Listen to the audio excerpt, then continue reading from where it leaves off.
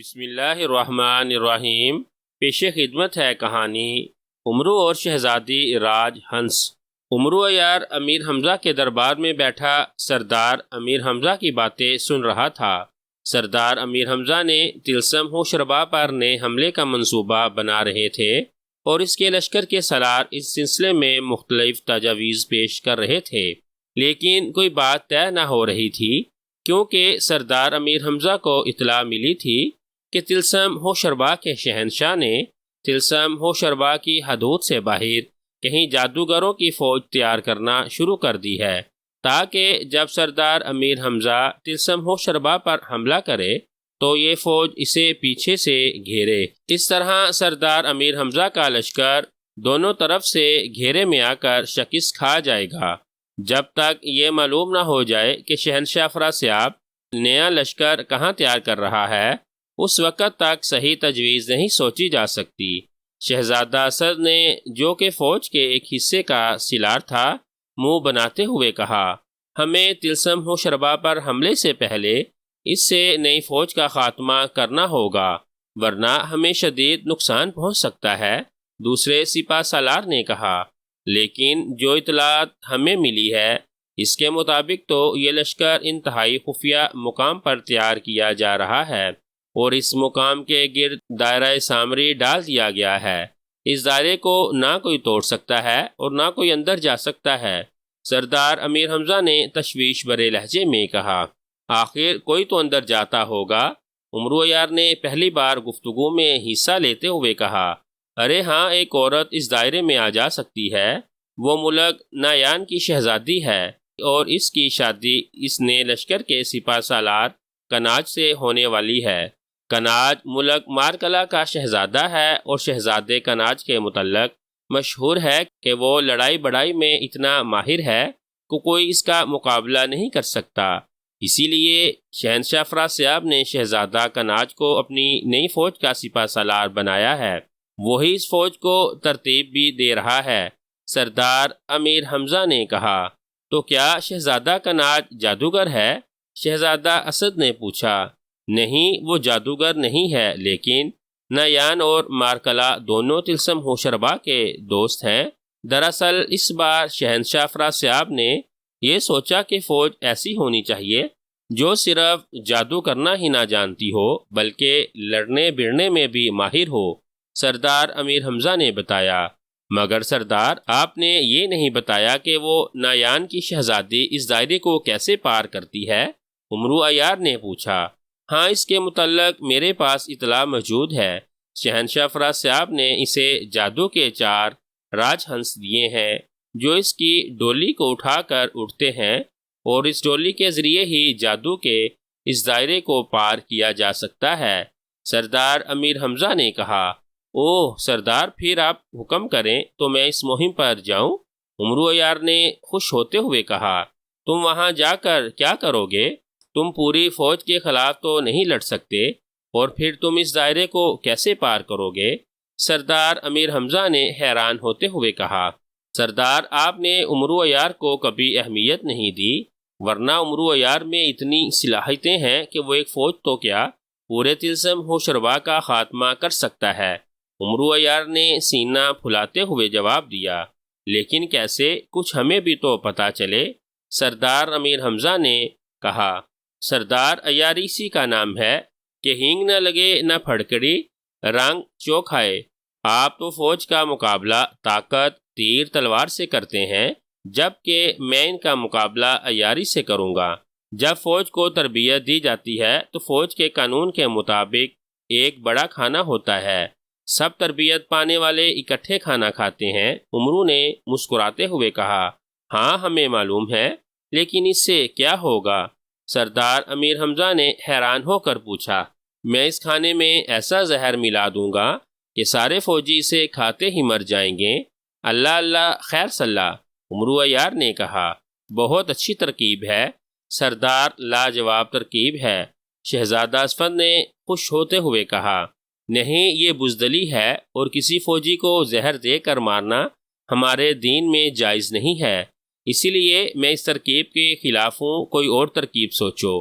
سردار امیر حمزہ نے غسیلے لہجے میں جواب دیتے ہوئے کہا، چلو ایسے نہ سہی، میرے پاس ہزاروں ترکیبیں ہیں، جو بھی وہاں ٹھیک نظر آئے گی استعمال کروں گا۔ عمرو عیار نے کہا، لیکن تم اندر کیسے جاؤ گے؟ سردار امیر حمزہ نے کہا، سردار آپ کو تو علم ہے کہ میرے پاس چادر سلیمانی ہے، میں وہ چادر پہن کر اس ڈولی کا ایک پایا پکڑ کر لٹک جاؤں گا، اس طرح کسی کو نظر نہ آئے بغیر ڈولی کی مدد سے دائرہ پار کر جاؤں گا۔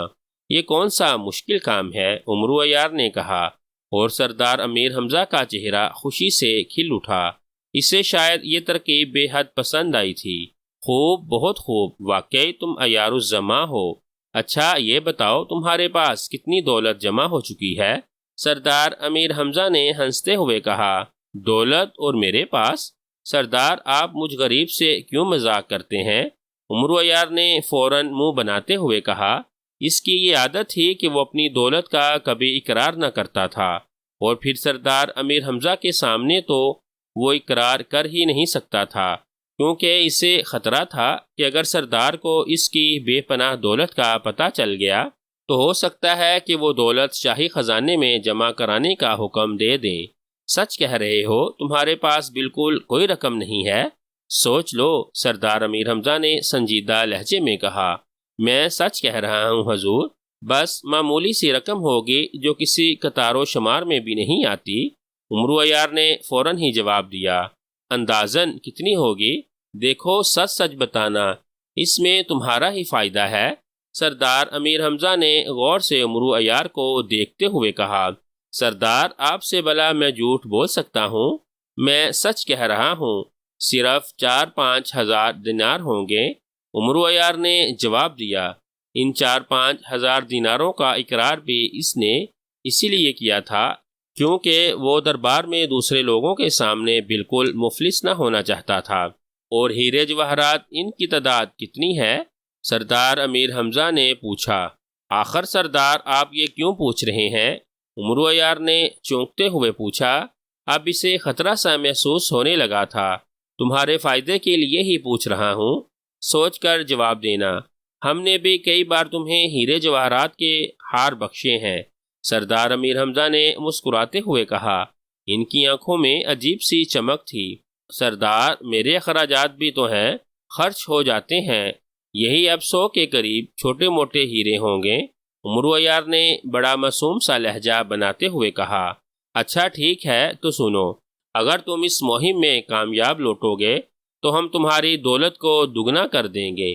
یہ ہماری طرف سے انعام ہوگا، یعنی 5,000 دینار تمہارے پاس ہیں تو 5,000 دینار تمہیں انعام میں دیے جائیں گے۔ 100 ہیرے تمہارے پاس ہیں تو 100 ہیرے تمہیں اور دیے جائیں گے۔ سردار امیر حمزہ نے جواب دیا، اور عمرو عیار بری طرح سر پیٹنے لگا۔ اس سے کتنی بڑی غلطی ہو گئی۔ سردار سردار عمرو عیار نے چیختے ہوئے کہا، بس جو کہہ دیا ٹھیک ہے، اب ہمارے سامنے یہ نہ کہنا کہ تم نے ہمارے سامنے جھوٹ بولا ہے، ورنہ ہم تمہیں اس جھوٹ کی سزا بھی دے سکتے ہیں۔ سردار امیر حمزہ نے سخت لہجے میں کہا، ٹھیک ہے سردار، میری قسمت ہی خراب ہے، آپ کم از کم مجھے پہلے بتا دیتے۔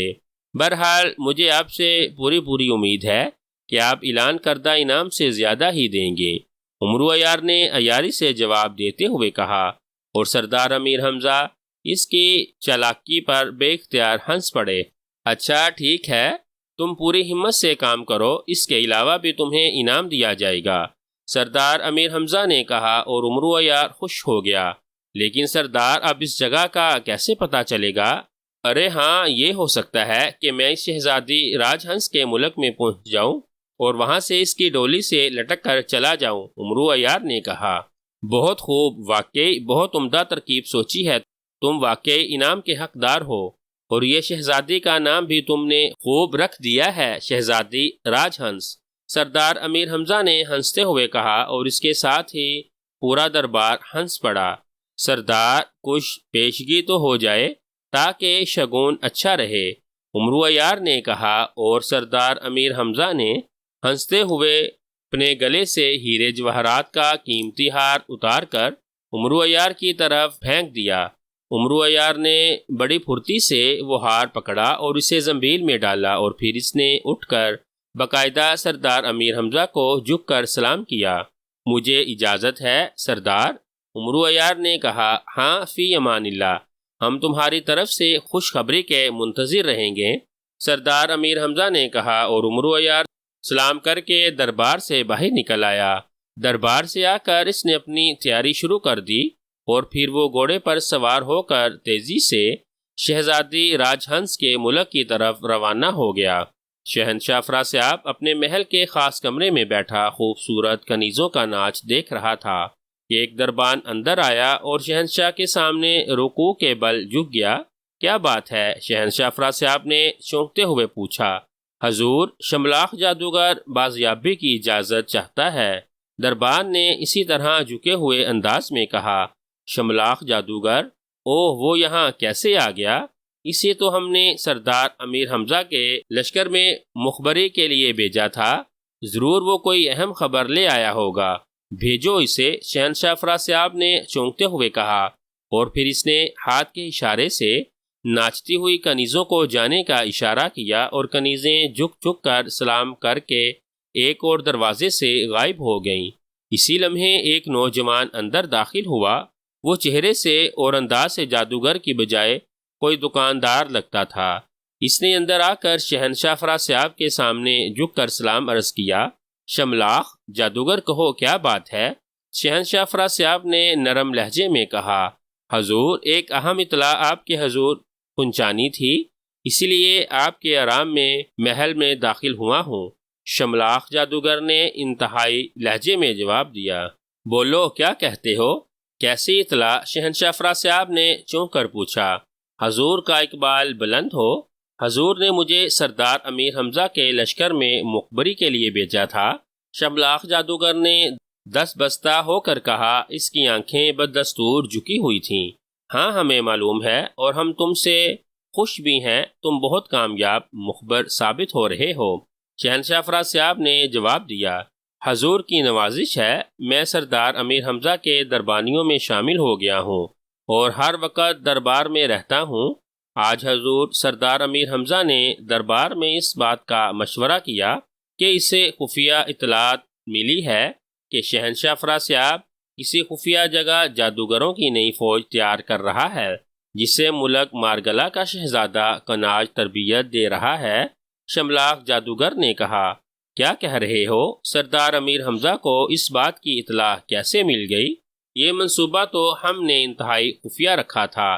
شہنشاہ افراسیاب نے چونک کر سیدھا ہو گیا، اس کے چہرے پر حیرت کے ساتھ ساتھ غیظ و غضب کے تاثرات نمایاں ہو گئے تھے۔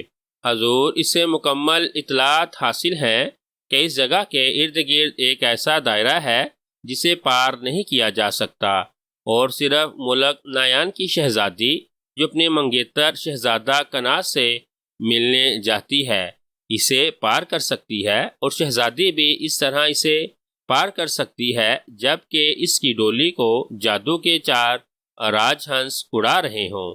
شملاخ جادوگر نے جواب دیا۔ او، پھر باقی کیا رہ گیا؟ ہر چیز کا تو اسے علم ہو گیا، شہنشاہ افراسیاب نے سر پیٹتے ہوئے کہا۔ صرف اس جگہ کا سردار امیر حمزہ کو علم نہ ہو سکا جہاں یہ فوج تربیت پا رہی ہے، شملاخ جادوگر نے کہا، اور شہنشاہ افراسیاب کا چہرہ خوشی سے کھل اٹھا۔ او، یہی تو اصل بات ہے، اگر اس بات کا اسے علم نہیں ہو سکا تو تب کوئی حرج نہیں، وہ لاکھ سر پیٹتا رہے، اسے اس جگہ کا کبھی علم نہیں ہو سکتا۔ شہنشاہ افراسیاب نے خوش ہو کر کہا، مگر حضور، اس نے اس جگہ کو تلاش کرنے کا طریقہ ڈھونڈ لیا ہے، اور اصل بات پوچھیں تو یہ طریقہ اس نے نہیں بلکہ عمرو عیار نے سوچا ہے، شملاخ جادوگر نے کہا۔ عمرو عیار نے؟ کیا وہ بھی دربار میں موجود تھا؟ شہنشاہ افراسیاب عمرو عیار کا نام سن کر بری طرح چونک پڑا۔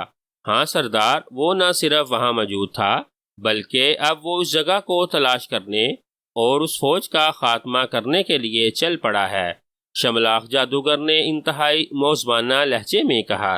لیکن جب کسی کو اس جگہ کا علم نہیں تو وہ وہاں کیسے پہنچے گا، اور پھر اتنی بڑی فوج کا مقابلہ وہ مسخرہ عمرو یار کیسے کر سکتا ہے؟ شہنشاہ افراسیاب نے حیرت بھرے لہجے میں کہا۔ حضور، پہلی بات کا تو جواب یہ ہے، عمرو یار پہلے ملک نیان جائے گا اور پھر شہزادی کی ڈولی پکڑے گا۔ اس کے پاس چادر سلیمانی ہے جس کی وجہ سے وہ کسی کو نظر نہ آئے گا۔ اس طرح وہ ڈولی سے لٹک کر اس دائرے کو پار کر جائے گا۔ یہ طریقہ عمرو یار نے سوچا تھا کہ اس طرح سے اس جگہ کا بھی پتہ چل جائے گا اور جادو کا دائرہ بھی پار کر جائے گا۔ اور یہاں تک کہ آپ کی آخری بات کا تعلق ہے، عمرو یار نے یہ تجویز پیش کی تھی کہ وہ فوج کے بڑے کھانے میں زہر ملا دے گا۔ یہ کھانا کھا کر ساری فوج ہلاک ہو جائے گی۔ شملاخ نے کہا، اوہ اوہ، یہ نامراد عمرو یار بلا کا ذہن رکھتا ہے، اور کتنا اچھا طریقہ ڈھونڈا ہے اس نے، ہمیں تو اس بات کا خیال تک نہ آیا تھا۔ شہنشاہ افراسیاب نے حیرت بھرے لہجے میں کہا، حضور، سردار امیر حمزہ نے عمرو یار کی زہر والی تجویز سے اتفاق نہیں کیا۔ انہوں نے کہا کہ اس طرح فوجیوں کو مارنا بزدلی ہے، جس پر عمرو یار نے وعدہ کیا کہ وہ یہ ترکیب استعمال نہیں کرے گا، اور کہا کہ اس کے پاس سینکڑوں ترکیبیں ہیں، جو بھی اس کی سمجھ میں آئے گی وہ استعمال کرے گا۔ چنانچہ سردار امیر حمزہ نے اسے انعام کا وعدہ کر کے مہم پر روانہ کر دیا۔ میں آپ کی خدمت میں اسی لیے حاضر ہوا ہوں تاکہ آپ کو یہ اطلاعات دے سکوں۔ شملاخ جادوگر نے کہا، بہت خوب، تم نے واقعی بے حد اہم اطلاعات دی ہے، شہنشاہ افراسیاب نے کہا، اور اس نے زور سے تالی بجائی۔ دوسرے لمحے ایک کنیز اندر آ کر شہنشاہ کے سامنے جھک گئی۔ ہمارے خزانے کے وزیر کو حاضر کرو، شہنشاہ نے کہا، اور کنیز تیزی سے چلتی ہوئی باہر چلی گئی۔ اس کا ایک ہی حل ہے کہ میں ملک نیان کی شہزادی کو شہزادہ کناز سے ملنے سے منع کر دیتا ہوں۔ جب وہ جائے گی ہی نہیں تو عمرو یار وہاں تک پہنچ ہی نہیں سکے گا۔ شہنشاہ افراسیاب نے بڑبڑاتے ہوئے کہا۔ اسی لمحے دروازے سے ایک بوڑھا آدمی اندر داخل ہوا اور شہنشاہ کے سامنے جھک کر ادب بجا لایا۔ خزانے کے وزیر، شملاخ جادوگر انتہائی اہم اطلاعات لے کر آیا ہے، ہم اسے انعام دینا چاہتے ہیں۔ اسے ہمارے شاہی خزانے میں لے جاؤ، اور جس قدر ہیرے جواہرات یہ خود اٹھا سکے اٹھا کر لے جائے، اسے اجازت ہوگی، شہنشاہ نے کہا۔ اور شملاخ جادوگر نے خوشی کے مارے شہنشاہ کے سامنے جھک کر بار بار سلام کرنا شروع کر دیا، اور پھر وہ شہنشاہ سے اجازت لے کر خزانے کے وزیر کے ساتھ کمرے سے باہر نکل گیا۔ شہنشاہ افراسیاب ان کے جانے کے بعد کچھ دیر بیٹھا سوچتا رہا، پھر اس نے زور سے زمین پر پیر مار دیا۔ دوسرے لمحے زمین پھٹی اور اس میں سے سونے کی بنی ہوئی ایک خوبصورت سی پری باہر آ گئی۔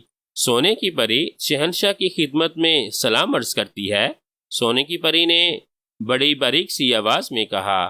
سونے کی پری، فوراً جاؤ اور دانش مند کو ہمارے پاس لے آؤ، ہم اس سے مشورہ لینا چاہتے ہیں۔ شہنشاہ نے اسے حکم دیا اور پری سلام کرتی ہوئی دوبارہ زمین میں غائب ہو گئی۔ تھوڑی دیر بعد زمین ایک جھٹکے سے پھر پھٹی اور سونے کی پری دوبارہ نمودار ہوئی۔ اس کے ہاتھ میں ایک پرانی سی انسانی کھوپڑی تھی۔ اس نے بڑے ادب سے کھوپڑی شہنشاہ کے قدموں میں رکھ دی اور خود واپس غائب ہو گئی۔ دانش مند، اصل روپ میں آ جاؤ، ہم تم سے ایک اہم مشورہ کرنا چاہتے ہیں، شہنشاہ افراسیاب نے کھوپڑی کو دیکھتے ہوئے کہا، اور دوسرے لمحے کھوپڑی زمین پر اچھلنے لگی۔ اس پر تیزی سے نئی کھال چڑھنے لگیں، آنکھیں بن گئیں، سر پر سفید رنگ کے بڑے بڑے بال ابھر آئے، اور پھر کھوپڑی تیزی سے ہوا میں اچھلی۔ دوسرے لمحے اس کے نیچے ایک پورا جسم نمودار ہو گیا، ایک انتہائی بوڑھے آدمی کا جسم، اور پھر بوڑھے کی مردہ آنکھوں میں یک لخت زندگی کی چمک ابھر آئی، اور وہ شہنشاہ کے سامنے جھک گیا۔ بوڑھا دانش مند شہنشاہ کی خدمت میں سلام عرض کرتا ہے۔ بوڑھے نے کمزور سی آواز میں کہا، دانش مند، تم میرے پورے تلسم ہوشربا سے سب سے زیادہ عقل مند آدمی ہو، ہمیں مشورہ دو، شہنشاہ نے کہا۔ اور پھر اس نے شملاخ جادوگر کی بتائی ہوئی ساری باتیں اس بوڑھے کے سامنے دہرا دیں۔ آپ نے کیا سوچا ہے، شہنشاہ؟ بوڑھے نے سر ہلاتے ہوئے پوچھا۔ ہم نے سوچا ہے کہ ملک نیان کی شہزادی کو شہزادہ کناز سے ملنے سے روک دیں۔ شہنشاہ نے جواب دیا، لیکن حضور آپ کو علم ہے کہ شہزادہ کناز اپنی منگیتر سے ملے بغیر اداس ہو جاتا ہے، اور اداس آدمی فوج کی اچھی طرح تربیت نہیں کر سکتا، اور پھر آپ نے اس سے وعدہ کر رکھا ہے کہ جب تک فوج مکمل طور پر تیار نہیں ہو جاتی، شہزادی اپنے منگیتر سے ملنے روز آیا کرے گی، اور شہنشاہ اپنا کیا وعدہ نہیں توڑ سکتے۔ بوڑھے دانش مند نے کہا، او اس بات کا تو ہمیں خیال نہیں آیا تھا، واقعی ہم اپنا وعدہ نہیں توڑ سکتے، اور شہزادہ بھی اپنی منگیتر سے ملے بغیر فوج کی تربیت اچھی طرح نہ کر سکے گا۔ تم بتاؤ ہمیں کیا کرنا چاہیے؟ شہنشاہ نے پریشان ہو کر کہا، حضور اس میں پریشان ہونے کی ضرورت نہیں، آپ دائرے کے گرد جادوگروں کا پہرا لگا دیں، طاقتور جادوگروں کا، ان جادوگروں کا جن کے پاس شمکمک جادو ہو۔ شمکمک جادو جاننے والوں کو چادر سلیمانی کے باوجود امرو عیار نظر آ جائے گا، جبکہ امرو عیار یہ سمجھ رہا ہوگا کہ وہ چادر سلیمانی کی وجہ سے کسی کو نظر نہیں آ رہا۔ چنانچہ جیسے ہی امرو عیار نظر آئے گا، وہ جادوگر اس کو زندہ جلا دیں گے۔ اس طرح سارا مسئلہ ہی حل ہو جائے گا۔ بوڑھے دانشمند نے تجویز پیش کرتے ہوئے کہا، شمکمک جادو، یہ جادو تو صرف ایک جادوگر کو آتا ہے، گربان جادوگر کو، اور وہ ویسے بھی انتہائی طاقتور جادوگر ہے۔ شہنشاہ افراسیاب نے کہا، تو کوئی بات نہیں حضور، ایک ہی کافی ہے۔ ظاہر ہے شہزادی نیان ایک ہی راستے پر اٹھتی ہوئی اپنے منگیتر سے ملنے آتی ہوگی، اسی راستے پر گربان جادوگر کا پہرا لگا دیں۔ بوڑھے دانشمند نے جواب دیا، اوہ واقعی یہ سب سے اچھی تجویز ہے۔ امرو عیار واقعی یہ سمجھ رہا ہوگا کہ اسے کوئی نہیں دیکھ رہا، اسی لیے وہ مطمئن ہوگا، اور غربان جادوگر اسے اطمینان سے جلا ڈالے گا، اور پھر چونکہ امرو عیار بلندی پر ہوگا، وہ فوری طور پر غربان جادوگر کا کچھ بھی نہیں بگاڑ سکے گا۔ واقعی یہ بہت اچھی تجویز ہے۔ اسی طرح ہمارے دو مقصد حل ہو جائیں گے، ایک تو طلسم ہوشربا کا سردار امیر حمزہ کے بعد سب سے بڑا دشمن امرو عیار کا بھی خاتمہ ہو جائے گا، اور دوسرا ہماری فوج بھی مضبوط ہو جائے گی۔ بہت خوب، تم واقعی طلسم ہوشربا کے سب سے زیادہ عقل مند ہو، ہم تمہیں انعام دینا چاہتے ہیں، بولو کیا مانگتے ہو؟ شہنشاہ افراسیاب نے خوش ہو کر کہا، حضور مجھے تو مرے ہوئے سینکڑوں سال ہو گئے ہیں، یہ تو آپ کی طاقت ہے کہ میں دوبارہ زندہ ہو جاتا ہوں، میں انعام کیا کروں گا؟ البتہ اگر آپ چاہیں تو ایک انعام دے سکتے ہیں۔ بوڑھے دانشمند نے کہا، بولو کیا انعام چاہتے ہو؟ شہنشاہ افراسیاب نے کہا، حضور مجھے کچھ عرصے کے لیے اس طرح قائم رکھیے، یعنی زندہ رکھیے، تاکہ میں ایک بار پھر دنیا کے مزے لوٹ سکوں۔ بوڑھے دانشمند نے جواب دیا، اوہ لیکن تمہیں تو معلوم ہے کہ اس طرح زندہ کرنے والی طاقت صرف تھوڑی دیر کے لیے ہوتی ہے، اس کا وقت مقرر ہے، ختم ہوتے ہی تم بھی دوبارہ کھوپڑی میں تبدیل ہو جاؤ گے۔ شہنشاہ نے جواب دیا، حضور مجھے معلوم ہے، یہ وقت ایک پہر ہے، چلو آپ ایک پہر تو پورا کر دیں۔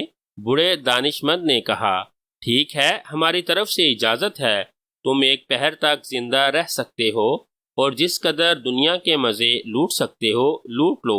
شہنشاہ نے ہنستے ہوئے کہا، حضور کا اقبال بلند ہو، مجھے اجازت؟ بوڑھے دانشمند نے خوش ہوتے ہوئے کہا، ہاں تم جا سکتے ہو۔ شہنشاہ نے کہا، اور بوڑھا شہنشاہ کو سلام کر کے تیز تیز قدم اٹھاتا کمرے سے باہر نکل گیا۔ شہنشاہ افراسیاب نے بوڑھے کے جاتے ہی دونوں پیر بیک وقت زمین پر مارے، دوسرے لمحے زمین پھٹی اور ایک چھوٹا سا تھیلا باہر آ گیا۔ سامری کا تھیلا شہنشاہ کی خدمت میں ادا بجا لاتا ہے۔ تھیلے کے منہ سے آواز بلند ہوئی، سامری کے تھیلے ظلمات میں رہنے والے جادوگر گربان کو فوراً ہمارے حضور پیش کرو۔ شہنشاہ افراسیاب نے کہا، زندہ یا مردہ کس طرح حاضر کیا جائے؟ سامری کے تھیلے نے پوچھا۔ زندہ، شہنشاہ افراسیاب نے کہا، اور تھیلا دوبارہ زمین میں غائب ہو گیا۔ اب شہنشاہ افراسیاب مطمئن ہو گیا تھا، اسے بوڑھے دانشمند کا مشورہ بے حد پسند آیا تھا۔ اسے معلوم تھا کہ گربان جادوگر یہ کام آسانی سے کر لے گا اور سب سے بڑا فائدہ یہ ہوگا کہ عمرو عیار کا خاتمہ ہو جائے گا جو آج تک سب کے لیے مصیبت بنا ہوا تھا۔ عمرو عیار گھوڑے پر سوار تیزی سے منزلیں مارتا ملک نایان کی طرف بڑھا جا رہا تھا۔ وہ چونکہ ایک بار پہلے بھی ملک نایان جا چکا تھا، اسی لیے اسے راستے کا علم تھا۔ تقریباً 8 دن تک مسلسل سفر کرنے کے بعد وہ آخر کار ملک نایان کی سرحد میں داخل ہو گیا۔ نایان بہت سرسبز و شاداب ملک تھا۔ وہاں کے لوگ بہت خوشحال تھے اور ہر وقت کھیل تماشوں میں مصروف رہتے تھے۔ عمرو عیار جب شہر میں داخل ہوا تو اس نے دیکھا کہ جگہ جگہ مجمع لگا ہوا ہے، مداری اور جادوگر اپنا اپنا تماشا دکھا رہے ہیں۔ عمرو عیار یہ تماشے دیکھتا ہوا سیدھا ایک سرائے میں چلا گیا۔ اس نے گھوڑا استبل میں باندھا اور پھر کمرہ لینے کے لیے وہ سرائے کے مالک کے پاس پہنچ گیا۔ تم کہاں سے آئے ہو اجنبی؟ سرائے کے مالک نے پوچھا۔ میں عمرستان کا شہزادہ ہوں اور یہاں تفریح کے لیے آیا ہوں۔ میرا نام شہزادہ عمرو ہے۔ عمرو عیار نے سینہ پھلاتے ہوئے کہا۔ عمرستان یہ ملک کہاں ہے؟ سرائے کے مالک نے حیرت بھرے لہجے میں پوچھا۔ وہ غور سے عمرو عیار کو دیکھ رہا تھا۔ یہ طلسم ہوشربا کا حلیف ملک ہے اور شمالی سمت میں واقع ہے۔ عمرو عیار نے جان بوجھ کر کہا کیونکہ اسے معلوم ہو چکا تھا کہ یہ ملک بھی طلسم ہوشربا کا حلیف ہے۔ او اچھا، لیکن تمہاری شکل و صورت تو شہزادوں جیسی نہیں ہے، تم تو مجھے سبزی بیچنے والے لگتے ہو۔ سرائے کے مالک نے ہنستے ہوئے جواب دیا، خبردار، ہماری توہین کرنے والا زندہ نہیں رہ سکتا، اے نابغار۔ عمرو عیار نے تیزی سے اپنی کمر سے بندھی ہوئی تلوار کھینچتے ہوئے کہا۔ تلوار خاصی باری تھی، اسی لیے عمرو کا ہاتھ کانپنے لگ گیا تھا۔ اچھا جناب، اچھا، گستاخی معاف شہزادہ صاحب، ویسے آپ کے شان شیان کمرہ میرے سرائے میں تو نہیں ہے، آپ کو تو شاہی محل میں رہنا چاہیے۔ سرائے کے مالک نے عمرو عیار کا تلوار والا ہاتھ کانپتے ہوئے دیکھ کر مسکراتے ہوئے کہا، اور عمرو عیار نے جلدی سے تلوار واپس نیام میں ڈال لی۔ وہ دل ہی دل میں خدا کا شکر پڑھ رہا تھا کہ اسے اور زیادہ دیر تک بھاری تلوار نہیں اٹھانی پڑی، ورنہ وہ اس کے ہاتھ میں سے یقیناً گر پڑتی اور اس کی شہزادگی کا سارا بھرم کھل جاتا۔ ہم جان بوجھ کر شاہی محل میں نہیں جا رہے، ورنہ ہمیں یقین ہے اگر ہماری آمد کی اطلاع بادشاہ سلامت تک پہنچ جائے تو وہ فوراً ہمارے استقبال کے لیے شاہی محل سے باہر آ جائیں۔ بہرحال تم زیادہ باتیں نہ بناؤ، ہمیں کمرہ دو تاکہ ہم آرام کریں۔ عمرو عیار نے سر ہلاتے ہوئے کہا اور سرائے کے مالک نے اپنے خادم کو بلایا اور اسے عمرو عیار کے ساتھ بھیج دیا۔ کمرہ خاصی آرام دہ تھا۔ عمرو عیار نے منہ ہاتھ دھویا، کپڑے بدلے، پھر خادم سے کھانا منگوا کر کھایا اور بستر پر سونے کے لیے لیٹ گیا۔ اس نے زنبیل اتار کر اپنے سرہانے رکھ دی۔ تھوڑی دیر بعد ہی اسے نیند آ گئی، لیکن تھوڑی دیر بعد جب دروازہ زور زور سے کھٹکھٹایا جانے لگا تو عمرو عیار ہڑبڑا کر اٹھ بیٹھا۔ کون ہے؟ اس نے چیخ کر پوچھا۔ شہزادہ حضور، دروازہ کھولیے، شاہی محل سے پیادہ آیا ہے، باہر سے خادم نے آواز لگائی، اور عمرو عیار پہلے تو نیند کے خمار میں سمجھ ہی نہ سکا کہ خادم کیا کہہ رہا ہے، لیکن جب اسے سمجھ آئی تو وہ چونک پڑا۔ اس نے جلدی سے ایک طرف رکھی ہوئی پگڑی اپنے سر پر رکھ لی اور زنبیل اٹھا کر بغل کے ساتھ لٹکا لی اور آگے بڑھ کر دروازہ کھول دیا۔ باہر سرائے کا خادم موجود تھا۔ کیا بات ہے؟ کون آیا ہے؟ ہمیں سونے بھی نہیں دیتے؟ عمرو عیار نے جان بوجھ کر لہجے کو تلخ بناتے ہوئے کہا۔ حضور، شاہی محل سے پیادہ آیا ہے، سرائے کے خادم نے موزبانہ لہجے میں کہا۔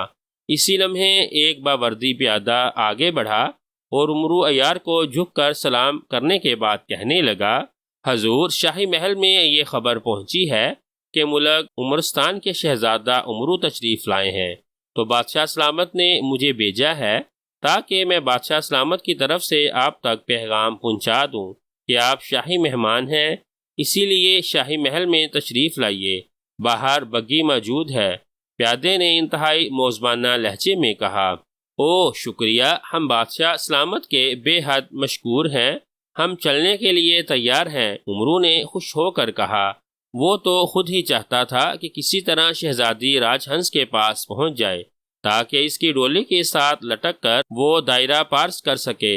چنانچہ وہ کمرے سے نکل کر پیادے کے ہمراہ چلتا ہوا سرائے سے باہر آیا۔ سرائے کے باہر ایک انتہائی خوبصورت بگھی موجود تھی۔ ہمارا گھوڑا استبل میں ہے، امرو عیار نے کہا۔ آپ بے فکر رہیے شہزادہ حضور، وہ شاہی استبل میں پہنچا دیا جائے گا، پیادے نے بڑے موزبانہ لہجے میں کہا، اور امرو عیار اچھل کر بگھی میں سوار ہو گیا۔ اور پھر بگھی پر سوار امرو عیار تھوڑی دیر بعد شاہی مہمان خانے میں پہنچ گیا۔ اسے ایک انتہائی آرام دہ کمرے میں ٹھہرایا گیا۔ حضور، صبح ناشتے کے بعد بادشاہ سلامت اور شہزادی حضور آپ سے ملاقات فرمائیں گی، پیادے نے اطلاع دیتے ہوئے کہا۔ ٹھیک ہے، ہماری طرف سے شکریہ ادا کر دو، امرو نے سر ہلاتے ہوئے کہا، اور پھر دروازہ بند کر کے وہ سو گیا۔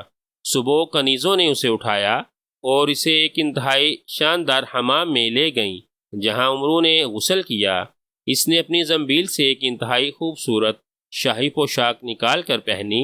ایک انتہائی قیمتی ہار اس نے زنبیل سے نکال کر اپنے گلے میں ڈالا، اور ایک 6 کونوں والا دنیا کا سب سے قیمتی ہیرا اس نے اپنی پگڑی کی کلگی میں لگا دیا۔ اب وہ واقعی شہزادہ نظر آنے لگا تھا۔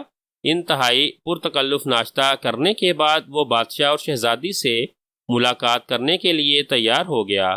اس نے بادشاہ اور شہزادی کو پیش کرنے کے لیے انتہائی قیمتی جواہرات زنبیل سے نکال کر جیبوں میں ڈال لیے، اور زنبیل کو اس نے اندر اپنی بغل کے ساتھ لٹکا لیا، اوپر چوغا پہن لیا تاکہ کسی کو نظر نہ آ سکے، کیونکہ اس طرح زنبیل بغل سے لٹکا کر لے جانا شہزادے کی شان کے خلاف تھا۔ اور پھر وہ شاہی بگھی میں بیٹھ کر بادشاہ کے کمرہ ملاقات کی طرف بڑھ گیا۔ راستے میں تمام دربان اور مسلح سپاہی اسے جھک جھک کر سلام عرض کرتے رہے، اور امرو عیار شہزادہ بنا اکڑتا ہوا آگے بڑھتا چلا گیا۔ جب وہ کمرہ خاص میں داخل ہوا تو اس نے دیکھا کہ سامنے زرنگار کرسیوں پر ایک بوڑھا بادشاہ اور اس کے ساتھ والی کرسی پر ایک انتہائی خوبصورت شہزادی بیٹھی ہوئی تھی۔ امرو عیار چونکہ شاہی آداب سے اچھی طرح واقف تھا، اسی لیے وہ آگے بڑھا اور ان دونوں کے سامنے جھک گیا۔ ملک عمرستان کا شہزادہ امرو بادشاہ سلامت اور خوبصورت شہزادی کے حضور سلام پیش کرتا ہے۔ امرو عیار نے جان بوجھ کر شہزادی کے لیے خوبصورت کا لفظ استعمال کیا تھا، اور اس کی توقع کے عین مطابق شہزادی کا چہرہ خوشی سے کھل اٹھا۔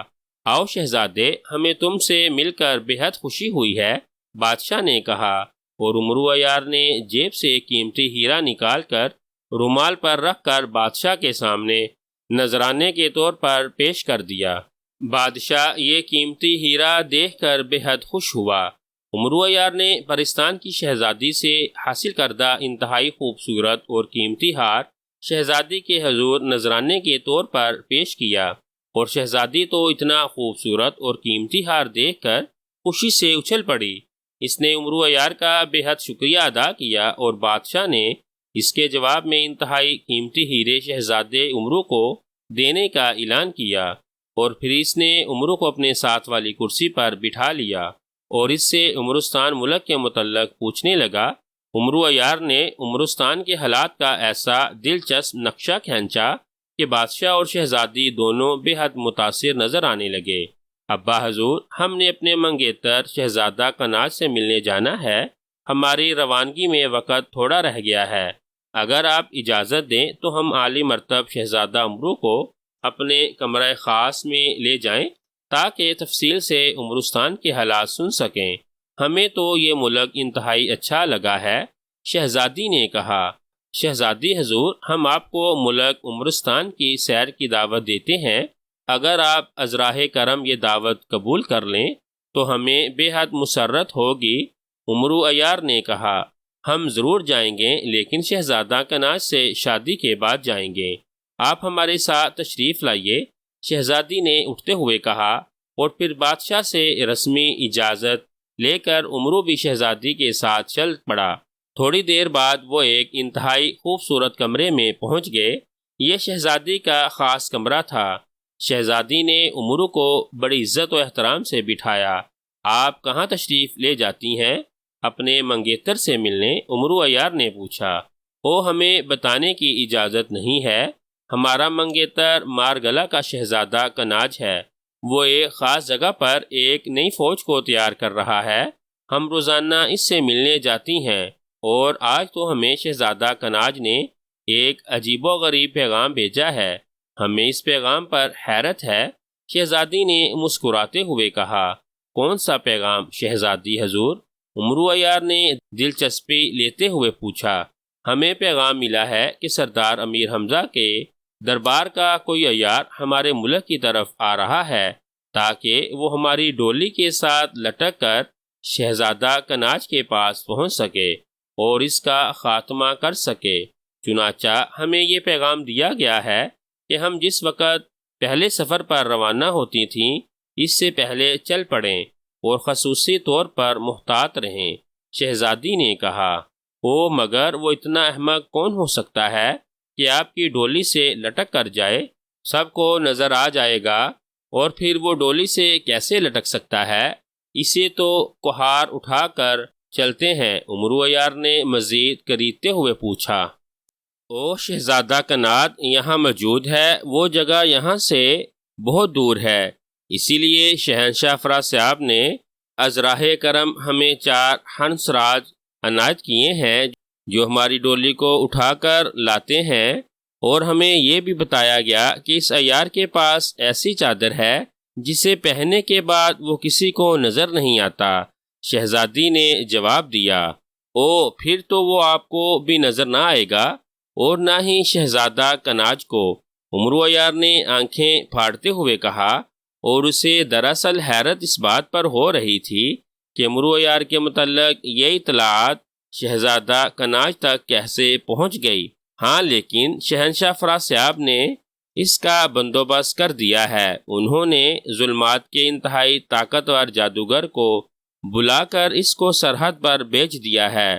گربان جادوگر شمکمک جادو جانتا ہے۔ شمکمک جادو جاننے والا اس چادر کے باوجود اس عیار کو دیکھ لے گا، اور پھر اسے اپنے جادو کے زور سے ہوا میں ہی جلا دے گا۔ شہزادی نے تفصیل بتاتے ہوئے کہا، اور امرو عیار سر ہلانے لگا۔ وہ دل ہی دل میں خدا کا شکر بجا لا رہا تھا کہ شہزادی سے مل کر اسے اصل حالات کا علم ہو گیا، ورنہ وہ بے خبری میں اس گربان جادوگر کے ہاتھوں مارا جاتا، اور کسی کو اس کے مرنے کی خبر بھی نہ ہوتی۔ پھر شہزادی کے کہنے پر امرو عیار عمرستان کے ملک کے متعلق جھوٹے سچے حالات سناتا رہا، اور شہزادی بڑی دلچسپی سے سنتی رہی۔ تھوڑی دیر بعد ایک کنیز اندر داخل ہوئی، اور اس نے جھک کر شہزادی کو سلام کیا۔ کیا بات ہے کنیز؟ شہزادی نے چونک کر پوچھا۔ شہزادی حضور ڈولی تیار ہے، کنیز نے موزمانہ لہجے میں جواب دیتے ہوئے کہا۔ او اچھا، مجھے تو شہزادہ امرو کی دلچسپ باتوں میں وقت گزرنے کا خیال ہی نہیں رہا۔ اچھا شہزادہ امرو، اب آپ آرام فرمائیے، ہم شام کو واپس آئیں گے تو آپ سے پھر ملاقات ہوگی۔ شہزادی نے اٹھ کر کھڑے ہوتے ہوئے کہا، آئیے میں آپ کو ڈولی تک چھوڑ آؤں۔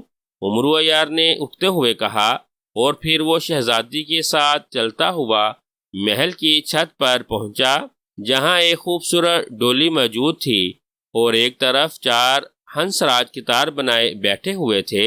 شہزادی کی کنیزیں بھی وہاں موجود تھی۔ واہ واہ، کتنا خوبصورت منظر نظر آتا ہوگا جب یہ ڈولی ہوا میں اڑتی ہوگی۔ امرو عیار نے بڑے تعریف بھرے لہجے میں کہا۔ ہاں واقعی شہزادہ حضور، بہت ہی دلچسپ منظر ہوتا ہے، اسی لیے تو ہم روزانہ جاتے ہیں۔ شہزادی نے مسکرا کر جواب دیتے کہا، یہ راج ہنس تو شہنشاہ کا حکم مانتے ہوں گے؟ امرو عیار نے پوچھا۔ ارے نہیں، یہ ہمارے تابع ہیں، جب ان کو ہم حکم دیں گے یہ مان لیتے ہیں۔ شہزادی نے ہنستے ہوئے کہا۔ تو پھر شہزادی حضور، ہماری زندگی بھی ایک خواہش پوری کر دیجیے۔ ہمیں تھوڑی دیر کے لیے اپنے ساتھ اس ڈولی میں بیٹھنے کی اجازت دیجیے، ہم اوپر جا کر نیچے کا نظارہ کرنا چاہتے ہیں۔ جب شہر کی سرحد ختم ہونے لگے گی تو آپ ہمیں اتار کر آگے چلی جائیے، ہم واپس آ جائیں گے۔ عمرو عیار نے کہا۔ مگر آج تک، شہزادی نے کچھ پریشان ہو کر کہا۔ ارے اس میں کیا حرج ہے، صرف ہم اوپر سے آپ کے خوبصورت شہر کا نظارہ کریں گے اور بس، جہاں آپ کا جی چاہے ہمیں اتار دیجیے گا۔ عمرو نے کہا۔ اچھا ٹھیک ہے، مہمان کی خواہشات کو پورا کرنا ہی تو میزبان کا فرض ہوتا ہے۔ آئیے، شہزادی نے رضامند ہوتے ہوئے کہا، اور پھر عمرو عیار شکریہ ادا کرتا ہوا ڈولی پر چڑھ گیا۔ ڈولی خاصی بڑی تھی۔ عمرو عیار کے بعد شہزادی بھی سوار ہو گئی، اور شہزادی نے ڈولی میں بیٹھتے ہی راج ہنسوں کو ڈولی اڑانے کا حکم دے دیا۔ راج ہنس، جو ایک قطار کی صورت میں دیوار پر بیٹھے ہوئے تھے، شہزادی کا حکم سنتے ہی وہ تیزی سے اڑے، اور انہوں نے ڈولی کے اوپر والے حصے کے چاروں کونوں سے لٹکی ہوئی خوبصورت رسیاں اپنی چونچوں میں پکڑ لیں، اور پھر وہ ہوا میں اڑنے لگے۔ ڈولی بھی ان کے اڑتے ہی ہوا میں اٹھتی چلی گئی، اور عمرو عیار کا چہرہ مسرت سے کھل اٹھا۔ واہ واہ، خوب، بہت خوب، شکریہ شہزادی۔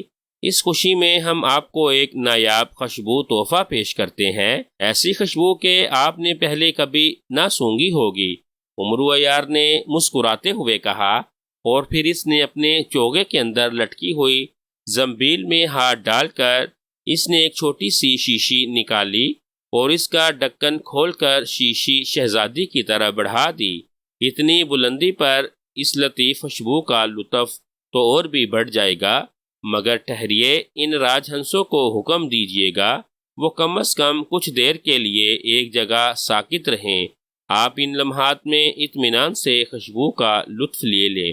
عمرو عیار نے کہا، اور شہزادی نے سر ہلاتے ہوئے راج ہنسوں کو حکم دیا، اور راج ہنس یک لخت ساکت ہو گئے، اور اس کے ساتھ ہی ڈولی بھی ایک جگہ ٹھہر گئی۔ اب وہ اتنی بلندی پر تھے کہ نیچے شہر کی عمارتیں نقطوں کی صورت میں نظر آ رہی تھیں۔ شہزادی نے راج ہنسوں کو حکم دینے کے بعد عمرو عیار کے ہاتھ سے خوشبو کی شیشی لی اور اسے اپنی ناک سے لگایا۔ واہ، بہت ہی دلکش خوشبو ہے، لطف آ گیا۔ شہزادی نے مسرت برے لہجے میں کہا، واقعی انتہائی لطیف خوشبو ہے شہزادی حضور، یہ خوشبو اتنی لطیف ہے کہ آپ کو بے اختیار نیند آ جائے گی۔ اسی لیے آپ راج ہنسوں کو حکم دے دیں کہ جب آپ کو نیند آ جائے تو یہ میرا حکم مانیں، تاکہ میں نیچے اتر کر انہیں کہہ سکوں کہ ڈولی لے جائیں، اور جب آپ اپنے منگیتر کے پاس پہنچیں گی تو آپ اس لطیف خوشبو کی وجہ سے پہلے سے بھی زیادہ خوبصورت لگنے لگ جائیں گی۔ لیکن شہزادی، ایک بات بتا دوں، مرد ذات بڑی وہمی اور شکی ہوتی ہے، آپ بڑے نیک اور معصوم شہزادی ہیں، آپ اپنے منگیتر کو میرا ڈولی میں بیٹھنا، خوشبو سنگانے کے بارے میں بالکل نہ بتائیے، ورنہ وہ آپ سے ناراض ہو جائیں گے۔ عمرو عیار نے عیاری سے ساری باتیں شہزادی کو سمجھاتے ہوئے کہا۔ اچھا ٹھیک ہے، تم نے اچھا کیا کہ مجھے بتا دیا، واقعی شہزادہ کناج تو ناراض ہو جائے گا۔ ٹھیک ہے، جب میں اسے بتاؤں گی ہی نہیں تو اسے کیسے پتا چلے گا؟ شہزادی نے سر ہلاتے ہوئے کہا، جیسے واقعی بات اس کی سمجھ میں آ گئی ہو۔ اب آپ راج ہنسوں کو حکم دے دیں تاکہ ایسا نہ ہو کہ آپ کو نیند آ جائے اور وہ یوں ہی اڑتے رہیں، اور آپ کو نیند کے دوران میں جگا بھی نہیں سکتا، کیونکہ اس طرح اٹھانے سے آپ کی خوبصورتی میں فرق آ سکتا ہے۔ عمرو عیار نے کہا، راج ہنسو، میرا حکم سنو، جب مجھے نیند آ جائے تو تم شہزادہ عمرو کا حکم مانو گے؟ شہزادی نے سر ڈولی کے کھڑکی سے باہر نکال کر راج ہنسوں کو حکم دیتے ہوئے کہا، اور راج ہنسوں نے غیں غیں کی آواز نکال کر حکم ماننے کا اقرار کیا۔ چونکہ ان کی چونچوں میں رسیاں دبی ہوئی تھیں، اسی لیے وہ چونچ کھول کر نہ بول سکتے تھے، اسی لیے ان کی آوازیں غیں غیں کی صورت میں نکلی۔ شکریہ شہزادی حضور، یقین کریے آپ واقعی پہلے سے کہیں زیادہ خوبصورت ہو جائیں گی اور شہزادہ کناج آپ کو اور زیادہ پسند کرنے لگے گا۔ میں سیر کر کے نیچے اتر جاؤں گا، اب آپ 2-3 بار اس شیشی کو سونگھیں۔ عمرو عیار نے کہا، ایک بار اس شیشی کی خوشبو اسی لیے سونگھائی تھی کہ اس میں موجود خوشبو کی صفت تھی کہ ایک بار جو اسے سونگھ لے وہ فوراً دوسرے کی ہر بات ماننا شروع کر دیتا ہے، اور جب 2-3 بار سونگھ لے تو پھر اسے نیند آنے لگ جاتی ہے۔ چنانچہ یہی وجہ تھی کہ شہزادی نے جب ایک بار شیشی میں بری ہوئی خوشبو سونگھ لی تو وہ فوراً ہی عمرو عیار کی باتیں مانتی چلی گئیں۔ جب شہزادی نے 2-3 بار خوشبو سونگھی تو اس کی آنکھیں بند ہونے لگیں اور پھر وہ ڈولی میں ہی لیٹ کر سو گئی۔ اس کے سوتے ہی عمرو عیار نے جلدی سے زنبیل کو باہر نکالا اور اس میں سے ہاتھ ڈال کر ایک چھوٹا سا ربڑ کی چیز کا بنا ہوا پتلا نکال لیا۔ عمرو عیار نے اس پتلے کو ہاتھ میں لیا اور پھر اس کے کان میں زور زور سے ایک منتر پڑھنے لگا۔ جیسے ہی اس نے منتر پورا کیا، پتلے میں زندگی دوڑ گئی، اس کی آنکھیں چمکنے لگی۔ کیا حکم ہے میرے آقا؟ پتلے کے منہ سے آواز نکلی۔ سنو آشمیری پتلے، تمہارا آقا تمہیں حکم دیتا ہے کہ جب میں تمہیں ڈولی سے باہر پھینکوں تو تم اپنے آقا کے جسم اور شکل و صورت جیسے بن کر ڈولی کے ایک پاؤں سے چمٹ جاؤ گے، اور جب کوئی جادوگر تمہیں زندہ جلانے کے لیے تم پر آگ کے شعلے پھینکے تو بظاہر تم نے چیخنا اور رونا ہے اور تمہیں آگ لگ جائے گی اور تم راکھ ہو کر نیچے گر جاؤ گے، لیکن دراصل تم اسی طرح چھوٹے ہو کر واپس میری زنبیل میں آ جاؤ گے۔ عمرو عیار نے آشمیری پتلے کو حکم دیتے ہوئے کہا، میرے آقا مطمئن رہیے، آپ کا مقصد پورا ہو جائے گا۔ آشمیری پتلے میں ایسی طاقت ہے کہ وہ کام کر سکتا ہے۔ آشمیری پتلے نے جواب دیا۔ اسی لمحے ڈولی کو ایک جھٹکا لگا اور وہ تیزی سے آگے بڑھنے لگا۔ راج ہنسوں کو شہزادی کا دیا ہوا کچھ دیر تک ساکت رہنے کا وقت ختم ہو گیا تھا۔ جاؤ حکم کی تعمیل کرو، عمرو عیار نے پتلے کو ڈولی سے باہر پھینکتے ہوئے کہا، اور پتلا ڈولی سے باہر نکلتے ہی تیزی سے بڑا ہوتا چلا گیا۔ وہ ڈولی کے ساتھ ساتھ ہوا میں اڑ رہا تھا۔ چند ہی لمحوں میں وہ عمرو عیار جتنا ہو گیا۔ پھر اس کے جسم پر عمرو عیار جیسا لباس اور بغل میں زنبیل نظر آنے لگی۔ اس کا چہرہ عمرو عیار جیسا ہو گیا اور اس کے ساتھ ہی اس نے جھک کر ڈولی کا پچھلا ایک پایا پکڑ لیا۔ اب ڈولی کے ساتھ ساتھ اڑ رہا تھا۔ عمرو عیار نے باہر جھک کر دیکھا۔ جب وہ مطمئن ہو گیا تو اس نے جلدی سے زنبیل سے روغن عیاری نکال کر اپنے چہرے پر ملا اور اس کا اشارہ اپنے سر اور اپنے سارے لباس پر کرتے ہوئے دل ہی دل میں شہزادی راج ہنس بننے کا خیال کیا۔ دوسرے لمحے اس کا لباس اور چہرہ شہزادی راج ہنس جیسا ہو گیا۔ اب دور سے دیکھ کر کوئی نہ پہچان سکتا تھا کہ وہ عمرو عیار ہے یا شہزادی راج ہنس، جبکہ اصل شہزادی راج ہنس ڈولی میں سوئی پڑی تھی۔ اب اسے کیا پتا کہ اس کا واسطہ دنیا کے عیار ترین انسان سے پڑ چکا ہے، جو بڑے بڑے عقل مندوں کو اپنی عیاری سے دھوکہ دے جاتا ہے۔ بیچاری معصوم اور سیدھی سادی سی شہزادی بلا اس کے مقابلے میں کیا چیز تھی۔ راج ہنس تیزی سے اڑے چلے جا رہے تھے اور عمرو عیار شہزادی کے روپ میں ڈولی کی کھڑکی میں بیٹھا باہر کے نظارے دیکھ رہا تھا۔ جب آشمیری پتلا عمرو عیار کے روپ میں ڈولی کے پیچھے پائے سے لپٹا ہوا تھا، ڈولی آگے ہی آگے بڑھتی جا رہی تھی اور پھر کافی دیر بعد ڈولی ایک پہاڑ کے اوپر سے گزری تو آگے ایک دریا آ گیا۔ اس دریا کی دوسری طرف خوبصورت وادی تھی، سرسبز و شاداب وادی۔ جیسے ہی ڈولی دریا کے اوپر پہنچی تو عمرو عیار نے دیکھا کہ دریا کی دوسری طرف ایک گنجا اور بوڑھا جادوگر کھڑا آسمان کی طرف دیکھ رہا تھا۔ اس نے سرخ رنگ کا چوغا پہنا ہوا تھا۔ پھر جیسے ہی اس جادوگر کی نظریں ہوا میں اڑتی ہوئی ڈولی پر پڑیں، وہ بری طرح چونک پڑا۔ اس کی نظروں میں حیرت تھی۔ اس نے جلدی سے اپنا ایک ہاتھ اونچا کیا اور تیزی سے کوئی منتر پڑھنے لگا۔ عمرو یار خاموش بیٹھا اسے دیکھ رہا تھا۔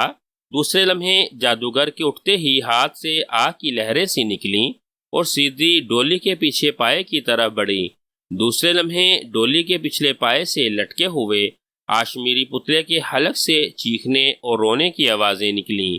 عمرو یار نے یوں چونک کر باہر سر نکال کر دیکھا جیسے اسے معلوم ہی نہ ہو کہ کیا ہو رہا ہے۔ کاشمیری پتلا آگ کا شعلہ بنا ہوا تھا اور پھر یہ شعلہ دریا میں گرتا چلا گیا۔ عمرو یار نے راج ہنسوں کو ساکت ہونے کا حکم دیا اور ڈولی وہیں دریا پر ہی ساکت ہو گئی۔ عمرو یار نے دیکھا کہ شعلہ دریا میں گرا اور پھر شعلہ ختم ہوتے ہی دریا پر راکھ سی بکھری نظر آنے لگی اور وہ بڑا سا جادوگر خوشی سے اچھلنے لگا۔ وہ مارا میں نے عمرو یار کو ختم کر دیا، اس کو جلا کر راکھ کر دیا۔ بوڑھا جادوگر خوشی سے بے اختیار ناچ اٹھا۔ یہ کیا ہو رہا ہے؟ یہ کیسی آگ تھی؟ تم نے ہماری ڈولی کو آگ لگانے کی کوشش کی ہے؟ عمرو یار نے شہزادی کی آواز میں چیختے ہوئے کہا۔ نہیں شہزادی حضور، یہ دنیا کا سب سے بڑا عیار عمرو یار تھا جو چادر سلیمانی پہنے آپ کی ڈولی سے لپٹا ہوا تھا تاکہ جادو کا دائرہ پار کر کے اندر وادی میں چلا جائے۔ میرا نام غربان جادوگر ہے۔ مجھے شہنشاہ افراسیاب نے یہاں مقرر کیا تھا کہ اگر یہ عمرو یار آئے تو اسے میں ہلاک کر سکوں۔ غربان جادوگر نے موزبانہ لہجے میں جواب دیا۔ اب اس غریب کو کیا معلوم تھا کہ اس کا مقابلہ عمرو یار سے پڑا ہوا ہے اور وہ عمرو یار کو اپنے طور پر جلانے کے باوجود عمرو یار سے ہی باتیں کر رہا ہے۔ اوہ مگر ہمیں تو کوئی آدمی نظر نہیں آیا۔ تمہیں کیسے نظر آ گیا اور پھر وہ ہماری نظروں سے غائب کیسے ہو گیا؟ عمرو یار نے بڑے معصوم سے لہجے میں کہا۔ شہزادی حضور، اس نے چادر سلیمانی اوڑھی ہوئی تھی، اب یہ کسی کو نظر نہ آ سکتا تھا، لیکن چونکہ میں شمکمک جادو جانتا ہوں اسی لیے یہ مجھے صاف نظر آ رہا تھا، اسی لیے میں نے اسے جلا دیا۔ اب میں جا کر شہنشاہ افراسیاب کو اس کے جل کر راکھ ہونے کی اطلاع دیتا ہوں۔ غربان جادوگر نے کہا۔ او ہماری طرف سے شہنشاہ کا شکریہ ادا کرنا، اور سنو ہمارے منگیتر شہزادہ کناج کو اس کا علم نہ ہو کہ عمرو یار ہماری ڈولی سے لٹکا ہوا تھا، ورنہ وہ ہم سے ناراض ہو جائے گا۔ عمرو یار نے کہا۔ میں سمجھتا ہوں شہزادی حضور، آپ بے فکر رہیے، ہمارا مقصد حل ہو گیا۔ اب ہمیں کیا ضرورت ہے کسی کو اطلاع دینے کی؟ آپ بے فکر رہیے، غربان جادوگر نے سر جھکاتے ہوئے موزبانہ لہجے میں کہا، اور عمرو یار نے راج ہنسوں کو آگے بڑھنے کا حکم دیا اور راج ہنس تیزی سے آگے بڑھنے لگے۔ جب غربان جادوگر عمرو یار کی نظروں سے اوجھل ہو گیا تو اس نے راج ہنسوں کو نیچے اترنے کا حکم دیا۔ ڈولی زمین پر اتر آئی تو عمرو یار نے زنبیل میں سے ایک اور شیشی نکال کر اس کا ڈھکن کھول کر اس نے سوئی ہوئی شہزادی کی ناک سے لگا دی۔ چند لمحے شیشی لگانے کے بعد اس نے شیشی ہٹائی اور اس پر ڈھکن لگا کر وہ تیزی سے اٹھا اور پھر چھلانگ لگا کر ڈولی سے باہر آ گیا۔ راج ہنسو، اب ڈولی لے جاؤ، عمرو یار نے کہا، اور راج ہنس ایک بار پھر اڑنے لگے اور ڈولی ہوا میں اٹھتی چلی گئی۔ عمرو یار کو معلوم تھا کہ اب چند لمحوں بعد ہی شہزادی نیند سے بیدار ہو جائے گی۔ وہ اپنے مقصد میں کامیاب ہو چکا تھا۔ اس نے سب سے پہلے ایک جھاڑی کی اوٹ میں جا کر روغن عیاری کی مدد سے اپنا روپ بدلا۔ پھر جب وہ جھاڑی سے باہر نکلا تو وہ شہزادی کی بجائے ایک عام سے جادوگر کے روپ میں تھا۔ راج ہنس شہزادی کی ڈولی اٹھا کر اڑتے ہوئے آگے بڑھ کر عمرو یار کی نظروں سے اوجھل ہو چکے تھے، اور اب عمرو یار مطمئن تھا کہ اس نے اپنی عیاری سے سب کو دھوکہ دے کر اس جادو کے دائرے کو پار کرنے میں کامیاب ہو چکا تھا۔ شہنشاہ افراسیاب اپنے کمرہ خاص میں بیٹھا اپنے وزیروں سے طلسم ہوشربا کے سلسلے میں بات چیت کر رہا تھا کہ اچانک ایک دربان اندر داخل ہوا اور شہنشاہ کے سامنے جھک کر آداب بجا لایا۔ کیا بات ہے؟ شہنشاہ نے چونک کر دربان کی طرف دیکھتے ہوئے پوچھا۔ حضور، ظلمات کا سردار غربان جادوگر خدمت میں حاضر ہونا چاہتا ہے، دربان نے بڑے موزبانہ لہجے میں کہا۔ اوہ غربان جادوگر، بلاؤ اسے جلدی، شہنشاہ نے بری طرح چونکتے ہوئے کہا، اور دربان سلام کرتا ہوا تیزی سے واپس مڑ گیا۔ شہنشاہ بڑی بے چینی سے دروازے کی طرف دیکھ رہا تھا۔ اس کے وزراء بھی حیران تھے کہ آخر شہنشاہ کو غربان جادوگر کا اتنی بے چینی سے کیوں انتظار ہے، لیکن ظاہر ہے وہ مداخلت نہ کر سکتے تھے، اسی لیے خاموش بیٹھے رہے۔ چند لمحوں بعد غربان جادوگر مسکراتا ہوا اندر داخل ہوا۔ اس کا چہرہ مسرت سے کھل پڑا تھا۔ وہ شہنشاہ کے سامنے بڑے موزبانہ انداز میں جھک گیا۔ کیا حالات ہیں غربان جادوگر؟ شہنشاہ افراسیاب نے غربان جادوگر کو دیکھتے ہی بے چین ہو کر پوچھا۔ کامیابی حضور، آپ کا غلام کامیاب واپس آیا ہے، غربان جادوگر نے بڑے موزبانہ لہجے میں کہا۔ اوہ بہت خوب، تم نے بہت بڑی خوشخبری سنائی ہے، پوری تفصیل سناؤ، شہنشاہ نے خوش ہوتے ہوئے کہا۔ حضور، آپ کے وزراء موجود ہیں اور یہ حالات، غربان جادوگر نے وزراء کی طرف دیکھتے ہوئے کہا، اور اسی لمحے شہنشاہ کو خیال آیا کہ واقعی اس نے یہ منصوبہ تو بہت خفیہ رکھا ہوا ہے۔ ٹھیک ہے، سوائے غربان جادوگر کے باقی سب جا سکتے ہیں، شہنشاہ نے ہاتھ اٹھاتے ہوئے کہا، اور وزراء اس کا حکم سنتے ہی تیزی سے اٹھ کھڑے ہوئے اور پھر افراسیاب کو سلام کر کے ایک ایک کر کے کمرہ خاص سے باہر نکلتے چلے گئے۔ جب سب وزراء چلے گئے تو شہنشاہ نے غربان جادوگر کو ایک کرسی پر بیٹھنے کا حکم دیا، اور غربان جادوگر شہنشاہ کو سلام کرتا ہوا بڑے موزبانہ انداز میں کرسی پر بیٹھ گیا۔ اب حالات سناؤ اور تفصیل سے، شہنشاہ نے غربان جادوگر سے مخاطب ہو کر کہا۔ حضور، آپ کا حکم ملتے ہی میں اس دریا کے کنارے پہنچ گیا جہاں سے شہزادی نیان کی ڈولی نے گزرنا تھا۔ میں پوری طرح چوکنا اور محتاط تھا، اور پھر وہ ڈولی مجھے نظر آ گئی۔ اس کے پچھلے پائے سے امرو عیار چپکا ہوا تھا۔ غربان جادوگر نے تفصیل بتاتے ہوئے کہا۔ اوہ اچھا، وہ عیار آخر کار اپنے مقصد میں کامیاب ہو گیا تھا؟ کیا شہزادی کو اس بات کا علم تھا؟ شہنشاہ نے پوچھا۔ نہیں حضور، امرو عیار نے عیاری کی تھی کہ ڈولی کے پچھلے پائے سے چپکا تھا تاکہ شہزادی جو ڈولی کی کھڑکی سے باہر دیکھ رہی تھی وہ اسے نہ دیکھ سکے، اور ویسے بھی اس نے چادر سلیمانی اوڑھ رکھی تھی۔ غربان جادوگر نے جواب دیا۔ او ہاں، چادر سلیمانی کی وجہ سے وہ تو کسی کو نظر ہی نہ آ سکتا تھا۔ اچھا پھر؟ شہنشاہ نے بے چین ہو کر پوچھا۔ حضور، مجھے جیسے ہی امرو عیار نظر آیا، میں نے فوراً اس پر آگ کے سخت ترین شعلے پھینکے، اور امرو عیار کے پورے جسم کو آگ لگ گئی۔ وہ چیختا چلاتا ہوا آگ کا گولا بنا نیچے دریا میں گر گیا، اور اس کا جسم راکھ میں تبدیل ہو گیا اور وہ ختم ہو گیا۔ غربان جادوگر نے جواب دیا۔ اوہ بہت خوب غربان جادوگر، تم بہت بڑے جادوگر ہو، تم نے واقعی کمال کر دیا، لیکن یہ امرو عیار چلاک اور عیار آدمی ہے، ایسا نہ ہو کہ اس نے یہاں بھی کوئی چکر چلا دیا ہو۔ شہنشاہ نے کچھ سوچتے ہوئے پوچھا۔ مثلاً حضور کیا چکر؟ میں آپ کی بات نہ سمجھ سکا ہوں، غربان جادوگر نے بڑے موزبانہ لہجے میں پوچھا۔ کوئی بھی چکر وہ چلا سکتا ہے، مثال کے طور پر وہ خود کو شہزادی کے روپ میں آ کر اسے امرو عیار بنا سکتا ہے۔ شہنشاہ نے کچھ دیر سوچنے کے بعد جواب دیا۔ حضور، بعد میں شہزادی نے مجھ سے بات چیت کی ہے، وہ اصلی شہزادی تھی۔ حضور، میں نے خاص طور پر خیال رکھا تھا، غربان جادوگر نے جواب دیا۔ اوہ اچھا، لیکن نہ جانے کیا بات ہے، میرا دل مطمئن نہیں ہو رہا، ہمیں یوں لگ رہا ہے جیسے امرو عیار مرا نہیں بلکہ چکر دے گیا ہے۔ شہنشاہ افراسیاب نے کہا۔ حضور بالکل مطمئن رہیے، امرو عیار مر چکا ہے، میں نے اس کی راکھ خود اپنی آنکھوں سے دریا میں بہتے ہوئے دیکھی ہے۔ آپ بالکل مطمئن رہیے، غربان جادوگر نے شہنشاہ کو یقین دلاتے ہوئے کہا۔ گربان جادوگر تمہارا پالا پہلی بار عمرو عیار سے پڑا ہے، تم اس نامراد کی چالاکیوں اور عیاریوں سے پوری طرح سے واقف نہیں ہو۔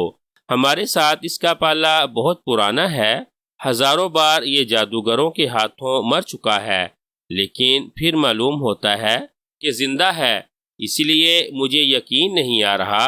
بہرحال میں ابھی پتہ کر لیتا ہوں۔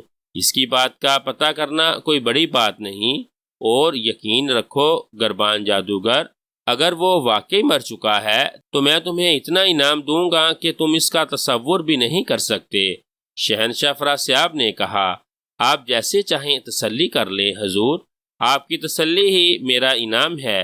گربان جادوگر نے موزبانہ لہجے میں جواب دیتے ہوئے کہا، اور شہنشاہ افراسیاب نے سر ہلاتے ہوئے زور سے تالی بجائی۔ دوسرے لمحے ایک کنیز اندر داخل ہوئی اور شہنشاہ کے سامنے جھک گئی۔ کتاب سامری پیش کرو، شہنشاہ نے تحکمانہ لہجے میں کہا، اور کنیز تیزی سے مڑی اور کمرے سے باہر نکل گئی۔ چند لمحوں بعد وہ ایک بڑی سی کتاب اٹھائے جس پر سرخ رنگ کا غلاف چڑھا ہوا تھا واپس آئی، اور اس نے یہ کتاب شہنشاہ افراسیاب کو پیش کر دی۔ شہنشاہ نے کتاب کنیز کے ہاتھوں سے لی اور اسے بوسہ دے کر اس نے کنیز کو واپس جانے کا حکم دیا۔ کنیز مڑ کر تیز تیز قدم اٹھاتی کمرے سے باہر نکل گئی۔ کتاب سامری، ہمیں بتاؤ کہ کیا عمرو عیار واقعی مر چکا ہے یا نہیں؟ شہنشاہ افراسیاب نے کہا، اور پھر اس کتاب کو درمیان سے کھول دیا۔ کتاب کے سادہ ورق پر تیزی سے موٹے موٹے الفاظ ابھر آئے، عمرو عیار زندہ ہے۔ کتاب سامری کے ورق پر لکھا ہوا صاف نظر آ رہا تھا، اور یہ الفاظ شہنشاہ کے ساتھ ساتھ گربان جادوگر نے بھی دیکھے۔ وہ بری طرح چونک پڑا۔ اوہ، یہ کیسے ہو سکتا ہے؟ اوہ، یہ ناممکن ہے، یہ غلط ہے۔ گربان جادوگر نے بے اختیار ہو کر کہا۔ خاموش رہو نابکار، کتاب سامری کبھی جھوٹ نہیں بولتی۔ تم نے اسے جھوٹا کہہ کر زبردست گستاخی کی ہے، اور اس کی گستاخی کی سزا موت ہے۔ شہنشاہ افراسیاب نے غصے سے چیختے ہوئے کہا، اور اس وقت پہلی بار گربان جادوگر کو احساس ہوا کہ اس سے بے خیالی میں کتنی بڑی گستاخی ہو چکی ہے۔ اس کا جسم خوف سے کانپنے لگا۔ وہ جلدی سے کرسی پر سے اٹھا اور شہنشاہ کے سامنے سجدے میں گر گیا۔ مجھ پر رحم کیا جائے، میں معافی چاہتا ہوں، گربان جادوگر نے کانپتے ہوئے لہجے میں کہا۔ نہیں، اتنی بڑی گستاخی کی معافی نہیں مل سکتی۔ کوئی ہے؟ شہنشاہ نے غصے سے چیختے ہوئے کہا، اور دوسرے لمحے 3-4 مسلح دربان میں داخل ہوئے۔ اس نابکار کو لے جاؤ اور اسے موت کے گھاٹ اتار دو۔ ہمارے حکم کی فوری تعمیل کی جائے، اور اس نابکار کا کٹا ہوا سر فوراً ہمارے حضور پیش کیا جائے۔ شہنشاہ افراسیاب نے غصیلے لہجے میں کہا، اور دربانوں نے یوں سجدے میں پڑے ہوئے گربان جادوگر کو جھپٹ لیا جیسے عقاب چڑیا پر جھپٹتا ہے، اور پھر وہ اسے گھسیٹتے ہوئے کمرے سے باہر لے گئے۔ گربان جادوگر رحم رحم پکار رہا تھا، لیکن شہنشاہ افراسیاب نے منہ پھیر لیا۔ وہ بلا کتاب سامری کے حضور گستاخی کرنے والوں کو کیسے معاف کر سکتا تھا؟ اور پھر چند لمحوں بعد ہی دربان واپس آئے، تو ان میں سے ایک کے ہاتھ میں گربان جادوگر کا کٹا ہوا سر لٹکا ہوا تھا، جس سے خون کے قطرے ٹپک رہے تھے۔ بیچارہ گربان جادوگر جو انعام لینے کے لیے شہنشاہ افراسیاب کے پاس آیا تھا، انعام تو ایک طرف رہا، اپنی جان بھی گوا بیٹھا۔ گربان جادوگر کا کٹا ہوا سر حاضر ہے شہنشاہ حضور، دربان نے موزبانہ لہجے میں کہا۔ ٹھیک ہے، اس گستاخ کو یہی سزا ملنی چاہیے تھی، اس کے سر اور جسم کو آگ سامری میں ڈال دو، شہنشاہ افراسیاب نے تحکمانہ لہجے میں کہا، اور دربان ادب سے جھکے اور پھر گربان جادوگر کا کٹا ہوا سر اٹھائے واپس چلے گئے۔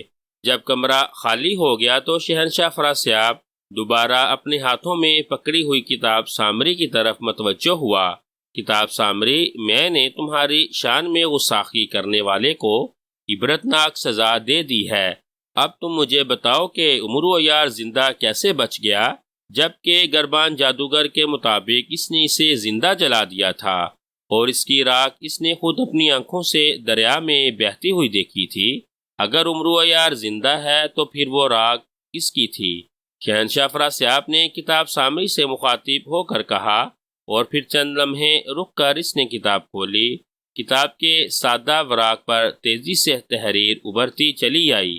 شہنشاہ افراسیاب کو معلوم ہو کہ عمرو عیار وادی زہرناک، جہاں شہنشاہ افراسیاب جادوگروں کی نئی فوج تیار کر رہا ہے، میں داخل ہونے کے لیے ملک نایان پہنچ چکا۔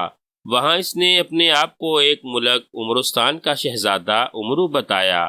جب بادشاہ نایان کو اس کی خبر سرائے کے مالک نے پہنچائی تو بادشاہ نے اسے شہزادہ سمجھتے ہوئے شاہی مہمان خانے میں بلا لیا، اور شہزادی اور بادشاہ نے عمرو عیار سے ملاقات کی۔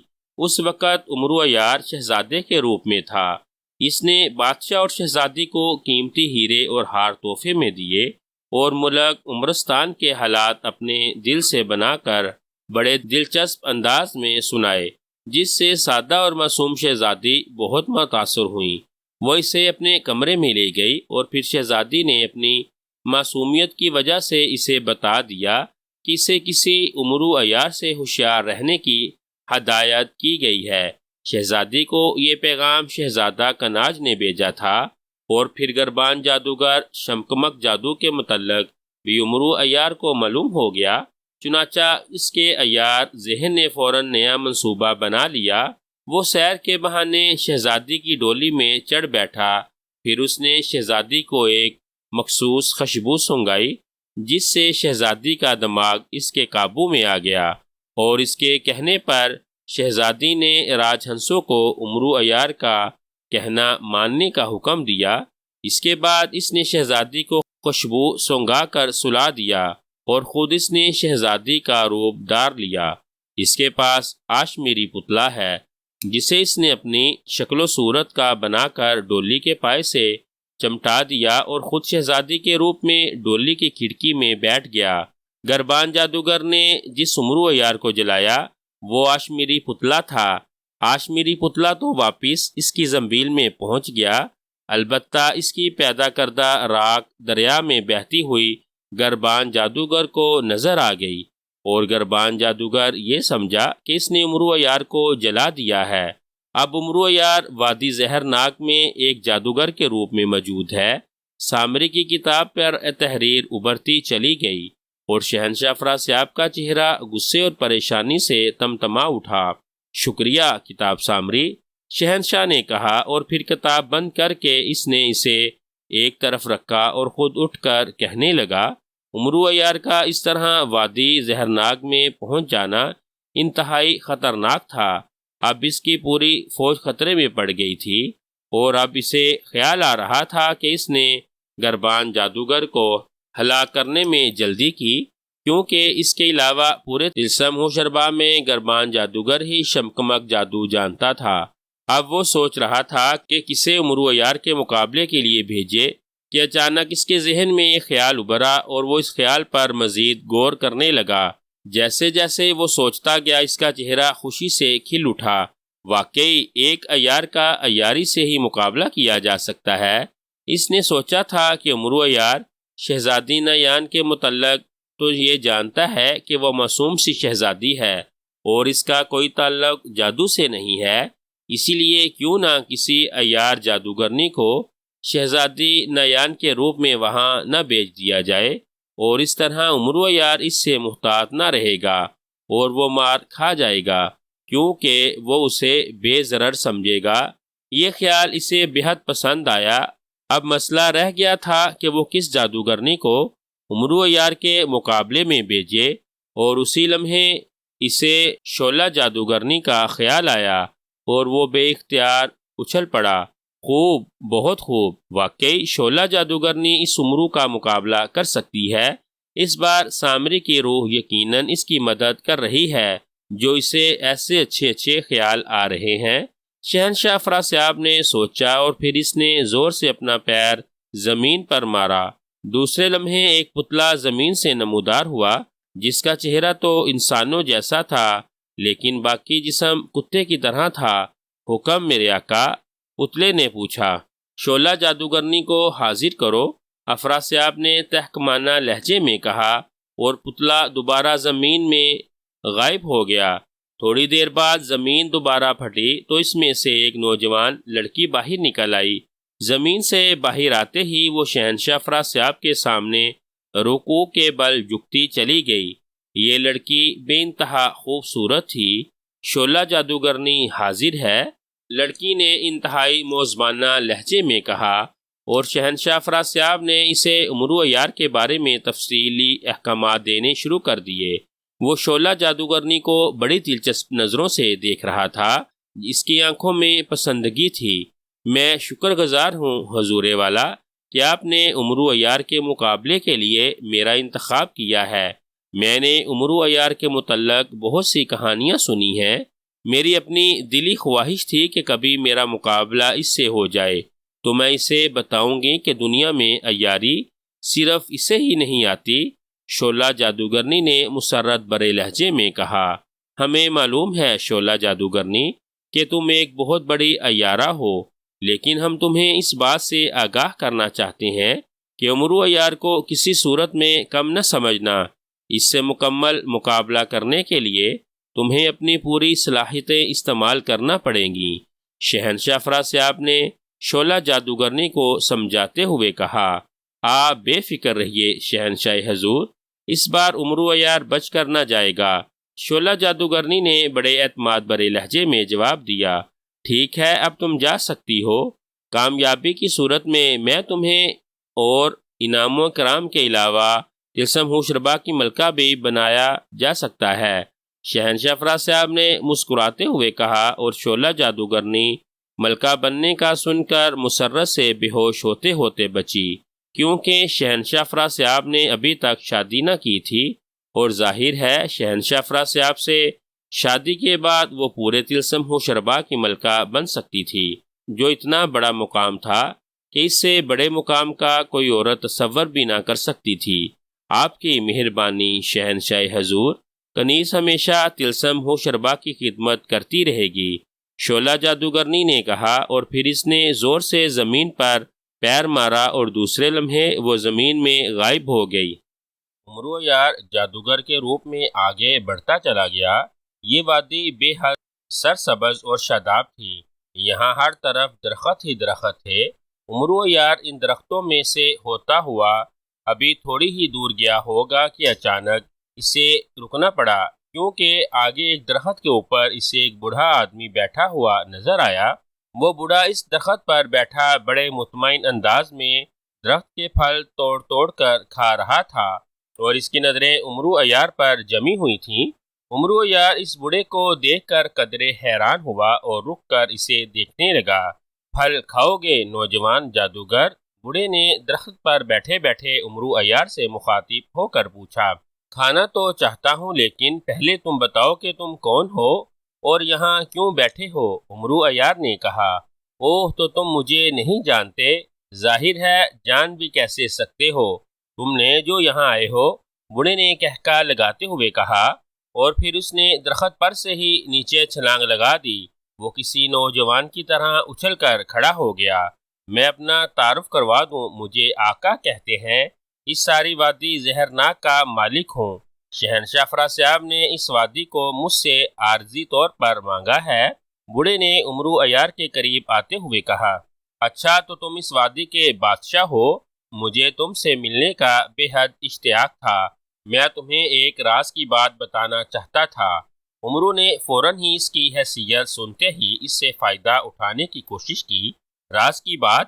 کیسی راز کی بات؟ بوڑھے نے حیران ہوتے ہوئے پوچھا۔ سنو آقا، میں ایک جادوگر ضرور ہوں اور شہنشاہ کا خادم بھی ہوں، لیکن میں کسی پر ظلم ہوتا نہیں دیکھ سکتا۔ امرو نے برا سنجیدہ سا چہرہ بناتے ہوئے کہا، ظلم؟ کس پر ظلم ہو رہا ہے؟ کہاں ظلم ہو رہا ہے؟ مجھے بتاؤ۔ میری وادی میں کبھی کسی پر ظلم نہیں ہو سکتا، بوڑھے آقا نے غصیلے لہجے میں کہا۔ سنو شہنشاہ افراسیاب مستقل طور پر تمہاری وادی پر قبضہ جمانا چاہتا ہے۔ اسے یہ وادی بے حد پسند آ گئی ہے۔ تمہاری رائے کتنی ہے؟ امرو نے کہا، میری رایا 1000 افراد پر مشتمل ہے، یہ سارے میرے خاندان کے لوگ ہیں۔ یوں بوڑھے نے چونکتے ہوئے پوچھا۔ اوہ، اسی لیے 1000 افراد کے قتل کرنے کا پروگرام بنا رہا تھا؟ عمرو نے کہا، 1000 افراد کے قتل کا، یعنی میرے سارے خاندان کا؟ یہ کیسے ممکن ہے؟ نہیں، تم جھوٹ بول رہے ہو، تم مجھے کوئی پاگل نظر آتے ہو۔ بوڑھے نے حیرت سے آنکھیں پھاڑتے ہوئے کہا، تمہاری مرضی، تم میری بات پر یقین نہ کرو، میرا ضمیر صاف ہے، میں نے اپنا فرض ادا کر دیا، اب چاہے میری جان کیوں نہ چلی جائے۔ عمرو عیار نے منہ بناتے ہوئے کہا، تمہاری جان کو کیا خطرہ لاحق ہو گیا؟ آقا نے حیران ہوتے ہوئے کہا، تم یا تو بالکل معصوم سے بوڑھے ہو یا پھر احمق ہو۔ تمہارا کیا خیال ہے طلسم ہوشربا کے شہنشاہ افراسیاب کو اس بات کا علم نہ ہو جائے گا؟ میں نے اس کا اتنا بڑا راز تمہیں بتا دیا ہے، یہ اس کی نظروں میں غداری ہوگی، اور ظاہر ہے کہ غداری کی سزا موت ہوگی۔ اب اسے 1000 کی بجائے 1000 آدمی قتل کرنے ہوں گے۔ عمرو عیار نے کہا، او، اس کا کیا مطلب ہے؟ واقعی شہنشاہ افراسیاب نے یہ منصوبہ بنایا ہے، لیکن میں اپنے پورے خاندان کو قتل کیسے کروا سکتا ہوں؟ میں آج ہی سردار کناج سے بات کرتا ہوں کہ فوراً میری وادی فارغ کر دیں۔ بوڑھے نے کہا، اور تمہارا کیا خیال ہے کہ وہ تمہارے کہنے پر فوراً یہ وادی خالی کر دیں گے؟ عمرو عیار نے کہا، او ہاں، جب وہ منصوبہ بتا چکے ہیں تو وہ یقیناً ایسا نہ کریں گے، لیکن اب مجھے کیا کرنا چاہیے، تم ہی بتاؤ۔ بوڑھے نے پریشان ہوتے ہوئے پوچھا۔ اب وہ پوری طرح عمرو عیار کی عیاری کے جال میں پھنس چکا تھا۔ دیکھو، تم جادوگروں کا مقابلہ نہیں کر سکتے، وہ تمہیں اور تمہارے پورے خاندان کو ایک لمحے میں جلا کر راکھ کر دیں گے۔ تم کوئی ایسی تجویز سوچو کہ شہنشاہ کی یہ فوج اچانک ہلاک ہو جائے۔ جب اس کی ساری فوج ہلاک ہو جائے گی تو شہنشاہ بد دل ہو کر خود ہی یہ منصوبہ ترک کر دے گا۔ عمرو عیار نے اپنے مقصد پر آتے ہوئے کہا، پوری فوج یعنی 10,000 جادوگروں کی فوج کو ہلاک کر دوں؟ یہ کیسے ممکن ہے؟ بوڑھے نے کہا، اور اس طرح عمرو عیار کو معلوم ہو گیا کہ اس وادی میں 10,000 فوج موجود ہے۔ یہ بہت بڑی تعداد تھی، اتنی بڑی فوج ہلاک کرنا تو یقیناً ناممکن تھا۔ آدمی کو جب اپنے اور اپنے خاندان کی جان بچانی ہو تو سب کچھ کرنا پڑتا ہے۔ اگر تم نے ابھی سے کوئی منصوبہ نہ سوچا تو پھر اپنے خاندان کو قتل کرانے پر تیار ہو جاؤ۔ عمرو نے سر ہلاتے ہوئے جواب دیا، تم بتاؤ، کیا تمہارے ذہن میں کوئی منصوبہ ہے؟ بوڑھے نے کہا، ہاں، میرے پاس ایک منصوبہ ہے۔ یہاں وادی میں کوئی ایسی دلدل ہے جو انتہائی خوفناک ہو؟ عمرو عیار نے پوچھا۔ دلدل؟ ہاں، بہت بڑی اور خوفناک دلدل ہے، وادی کے شمالی حصے میں، مگر وہاں تو کوئی نہیں جاتا۔ بوڑھے نے سر ہلاتے ہوئے کہا، کیا تم مجھے اس دلدل کے پاس لے جا سکتے ہو؟ میں اسے دیکھ کر سارا منصوبہ تمہیں بتا دوں گا۔ عمرو نے کہا، ہاں، لے جا سکتا ہوں، آؤ میرے ساتھ، ابھی چلتے ہیں۔ بوڑھے نے کہا، اور پھر عمرو عیار اس بوڑھے کے پیچھے چل پڑا۔ اس کے ذہن میں ایک منصوبہ موجود تھا، لیکن وہ پہلے جگہ دیکھ لینا چاہتا تھا۔ تقریباً 1 گھنٹے تک مسلسل چلنے کے بعد وہ ایک ایسے علاقے میں پہنچ گئے جہاں وہ خوفناک دلدل موجود تھی۔ عمرو عیار نے غور سے دلدل اور اس کے علاقے کو دیکھا۔ ٹھیک ہے، ہو جائے گا، لیکن اس کے لیے تمہیں ایک کام کرنا ہوگا۔ عمرو عیار نے کہا، کیا کام کرنا؟ جلدی بتاؤ، مجھے تو اپنے خاندان کے قتل ہونے پر بڑا خوف آ رہا ہے۔ بوڑھے نے کہا، تمہارے کتنے بیٹے ہیں؟ عمرو عیار نے پوچھا۔ میرے 10 بیٹے ہیں۔ کیوں؟ بوڑھے نے تعجب سے پوچھا۔ تم ایسا کرو، مجھے اپنے ہمراہ سردار کناج کے پاس لے چلو اور مجھے اپنا بیٹا کہہ کر اس سے تعارف کرواؤ، اور سردار سے کہو کہ وہ مجھے اپنی فوج میں شامل کرے۔ اس طرح میں فوج میں موجود ہو جاؤں گا، اور پھر میں سردار کناج کو مشورہ دوں گا کہ فوج کو تربیت کے لیے دلدل میں لے آئے۔ جب یہ منصوبہ بن جائے گا تو تمہیں خبر کر دوں گا۔ تم اپنے خاندان کے افراد کو اس دلدل کے گرد چھپا دینا۔ جب اندھیری رات ہوگی تو تم اپنے سارے خاندان سمیت اچانک فوج پر حملہ کر دینا۔ وہ سب سوئے ہوئے ہوں گے، تم ان سب کو آسانی سے قتل کر سکتے ہو۔ پھر ان کی لاشیں اس دلدل میں پھینک دینا، اس طرح ساری لاشیں غائب ہو جائیں گی۔ اسی طرح شہنشاہ افراسیاب کو پتہ بھی نہ چلے گا کہ اس کی فوج کے ساتھ کیا ہوا۔ عمرو عیار نے کہا، تمہاری بات درست ہے نوجوان، ایسا ہو تو سکتا ہے، لیکن مجھے یہ بتاؤ کہ تم کون ہو؟ بوڑھے نے غور سے عمرو عیار کو دیکھتے ہوئے کہا، یہ بعد میں بتاؤں گا، ابھی کچھ مت پوچھو تو تمہارے حق میں بہتر ہے۔ عمرو عیار نے اسے ٹالتے ہوئے کہا، اچھا تمہاری مرضی، پھر آؤ میرے ساتھ، میں تمہیں سردار کے پاس لے چلوں، میں وہاں تمہارا نام اشوبہ بتاؤں گا۔ اشوبہ میرے سب سے چھوٹے بیٹے کا نام ہے جو تمہارا ہی ہم عمر ہے۔ بوڑھے نے کہا، یہ ٹھیک رہے گا، اشوبہ بہت خوبصورت نام ہے۔ عمرو عیار نے فوراً رضامند ہوتے ہوئے کہا۔ وہ دل ہی دل میں خوش تھا کہ اس نے بوڑھے کو چکر دے کر فوج میں داخل ہونے کا ایک ذریعہ ڈھونڈ لیا ہے۔ اب اس پر کوئی شک نہ کر سکے گا اور فوج میں رہتے ہوئے ضرور کوئی ایسا طریقہ سوچ لے گا جس سے وہ اس فوج کو اور زیادہ آسانی سے بھی ختم کر سکتا تھا۔ فوج کا سردار شہزادہ کناج اپنی منگیتر شہزادی نایان کے ساتھ اپنے خیمے میں بیٹھا باتیں کر رہا تھا کہ اچانک ایک دربان اندر داخل ہوا۔ سردار، ایک پتلا شہنشاہ افراسیاب کا پیغام لے کر آیا ہے اور خدمت میں حاضر ہونا چاہتا ہے۔ دربان نے شہزادہ کناج سے مخاطب ہو کر بڑے موزبانہ لہجے میں کہا، شہنشاہ کا پیغام؟ اچھا بھیجو اسے اندر۔ شہزادے نے چونکتے ہوئے کہا اور دربان سر جھکا کر باہر چلا گیا۔ تھوڑی دیر بعد خیمے کا پردہ اٹھا اور ایک پتلا ہوا میں اڑتا ہوا اندر آیا اور سردار کے سامنے جھک گیا۔ اس کی آنکھیں زندہ انسانوں کی طرح چمک رہی تھیں جبکہ باقی جسم بت کی طرح تھا۔ شہنشاہ افراسیاب کا پتلا سردار کناج کی خدمت میں سلام عرض کرتا ہے۔ پتلے نے سر جھکاتے ہوئے کہا، اس کی آواز بھی ایسی تھی جیسے کسی چٹان سے ہوا رگڑ کھاتی ہو اور اس رگڑ کی وجہ سے چیخ سی سنائی دیتی ہو۔ تم کیا پیغام لائے ہو؟ مجھے بتاؤ، سردار کناج نے سخت لہجے میں پوچھا۔ سردار، شہنشاہ نے پیغام دیا ہے، دنیا کا سب سے بڑا عیار عمرو وادی زہرناک میں داخل ہو چکا ہے، وہ پوری فوج کو ہلاک کرنے آیا ہے۔ پتلے نے کہا، عمرو عیار اور یہاں کیسے داخل ہو گیا؟ یہاں تو جادو کے دائرے کی وجہ سے کوئی اجنبی داخل نہیں ہو سکتا، اور پھر شہنشاہ نے گربان جادوگر کو بھی بھیجا تھا جس نے مجھے بتایا تھا کہ وہ عمرو عیار کو ہلاک کرنے میں کامیاب ہو چکا ہے، جو میری منگیتر شہزادی نایاب کی ڈولی سے چمٹا ہوا تھا۔ سردار نے حیرت بھرے لہجے میں کہا، سردار، وہ دنیا کا سب سے بڑا عیار ہے اور شہزادی بے حد معصوم ہے۔ شہزادی کو ملک عمرستان کا جو شہزادہ عمرو ملا تھا وہ شہزادہ نہ تھا بلکہ وہی عمرو عیار تھا۔ اس نے شہزادی کو چکر دے کر بے ہوش کر دیا اور خود شہزادی کے روپ میں ڈولی میں بیٹھ گیا۔ اس نے آشمیری پتلے کو اپنا روپ دے کر ڈولی سے چمٹا دیا اور گربان جادوگر نے اس آشمیری پتلے کو عمرو عیار سمجھ کر جلا دیا۔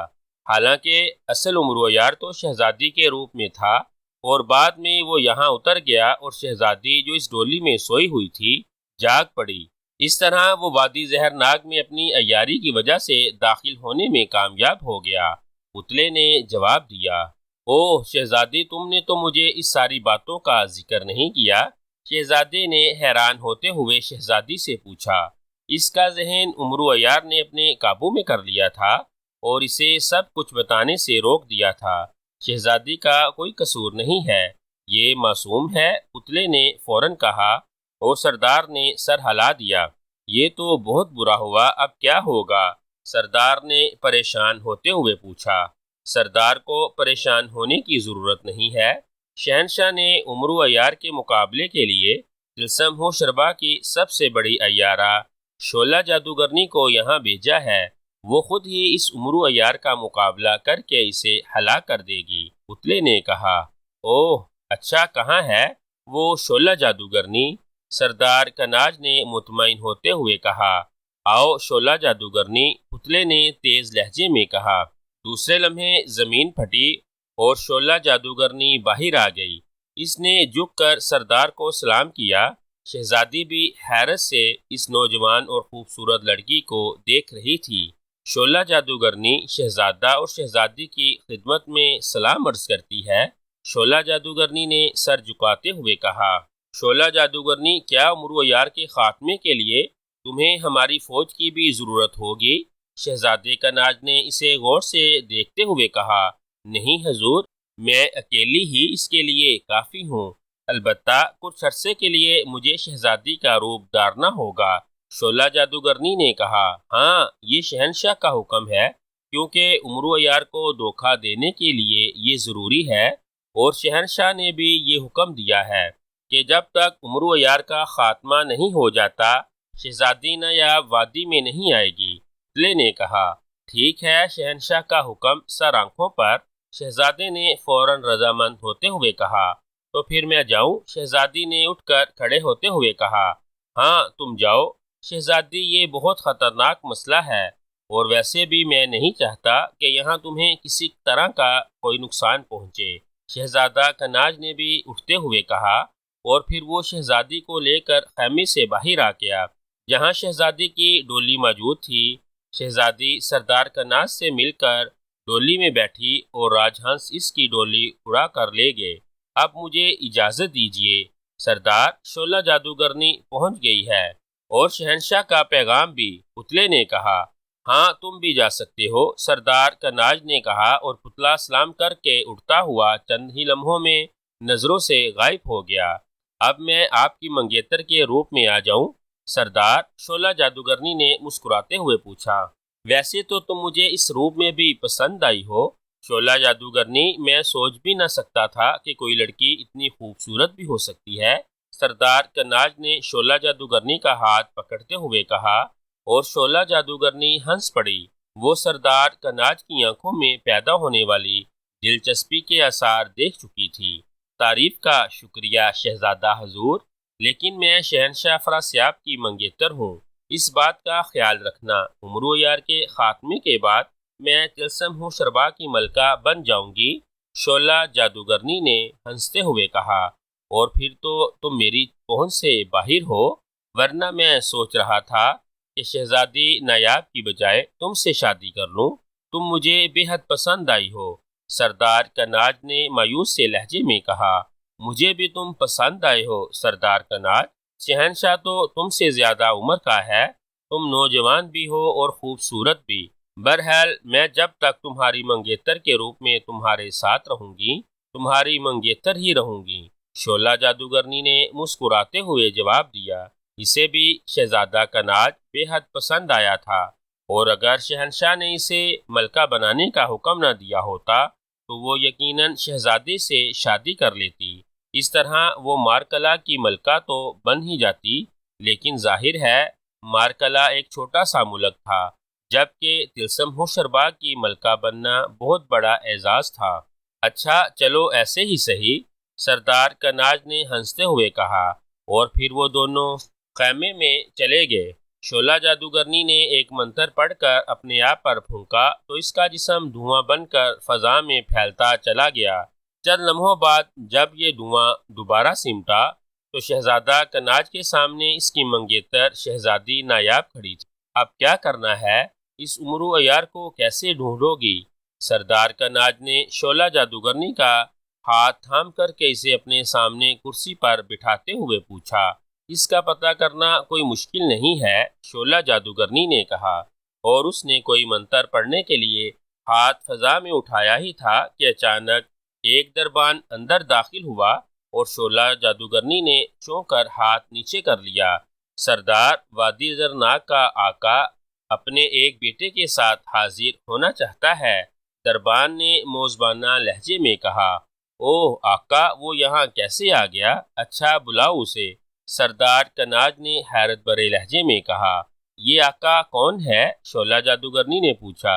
یہ اس وادی کا مالک ہے، شہنشاہ نے یہ وادی اس سے عارضی طور پر مانگی ہوئی ہے، سردار کناج نے شعلہ جادوگرنی کو بتایا۔ اسی لمحے پردہ ہٹا اور پھر بوڑھا آقا اور اس کا نوجوان بیٹا خیمے میں داخل ہوئے۔ آؤ سردار آقا، آؤ، خوش آمدید، آج کیسے آنا ہوا؟ سردار کناج نے اٹھ کر بوڑھے کا استقبال کرتے ہوئے کہا۔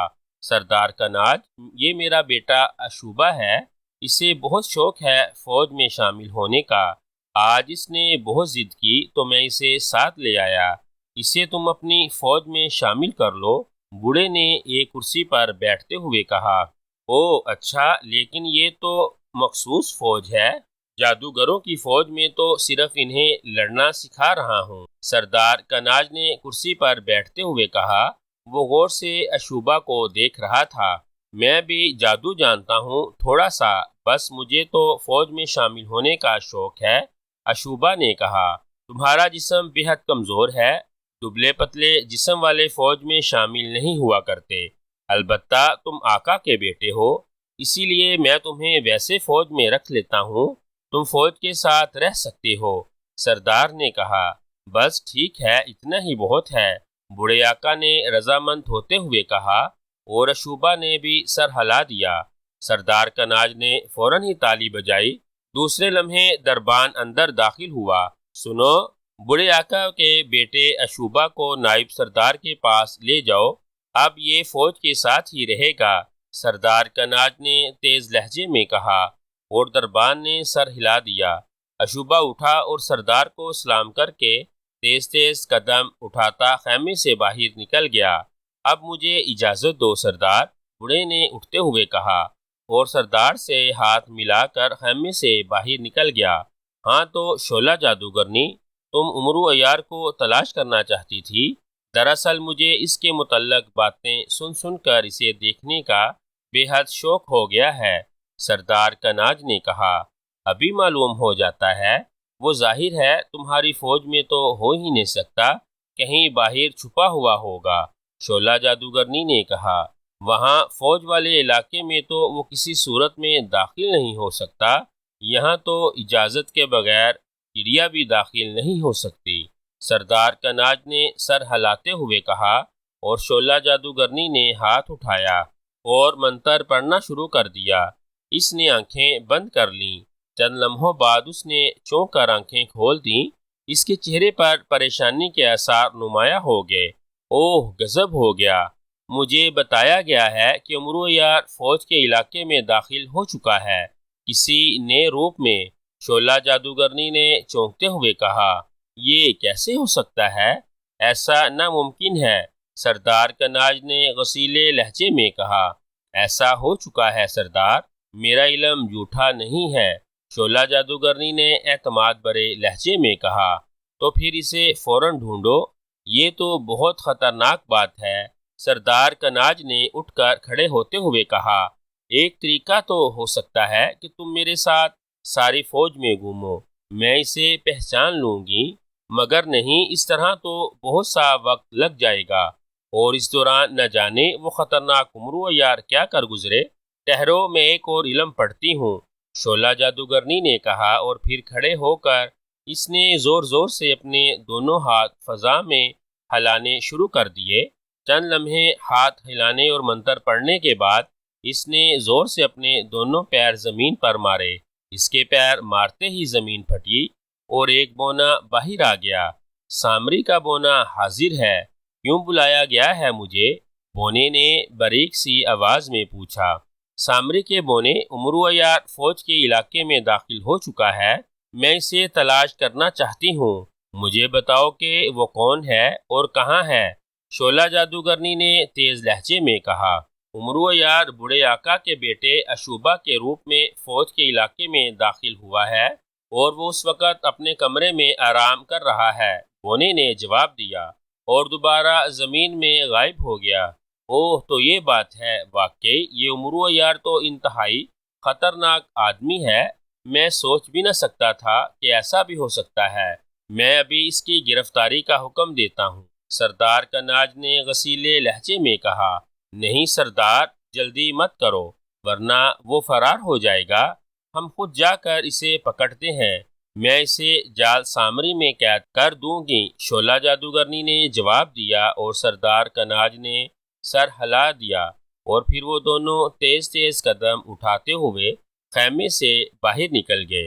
امرو عیار اشوبا کے روپ میں دربان کے ساتھ چلتا ہوا ایک اور خیمے کے سامنے پہنچا۔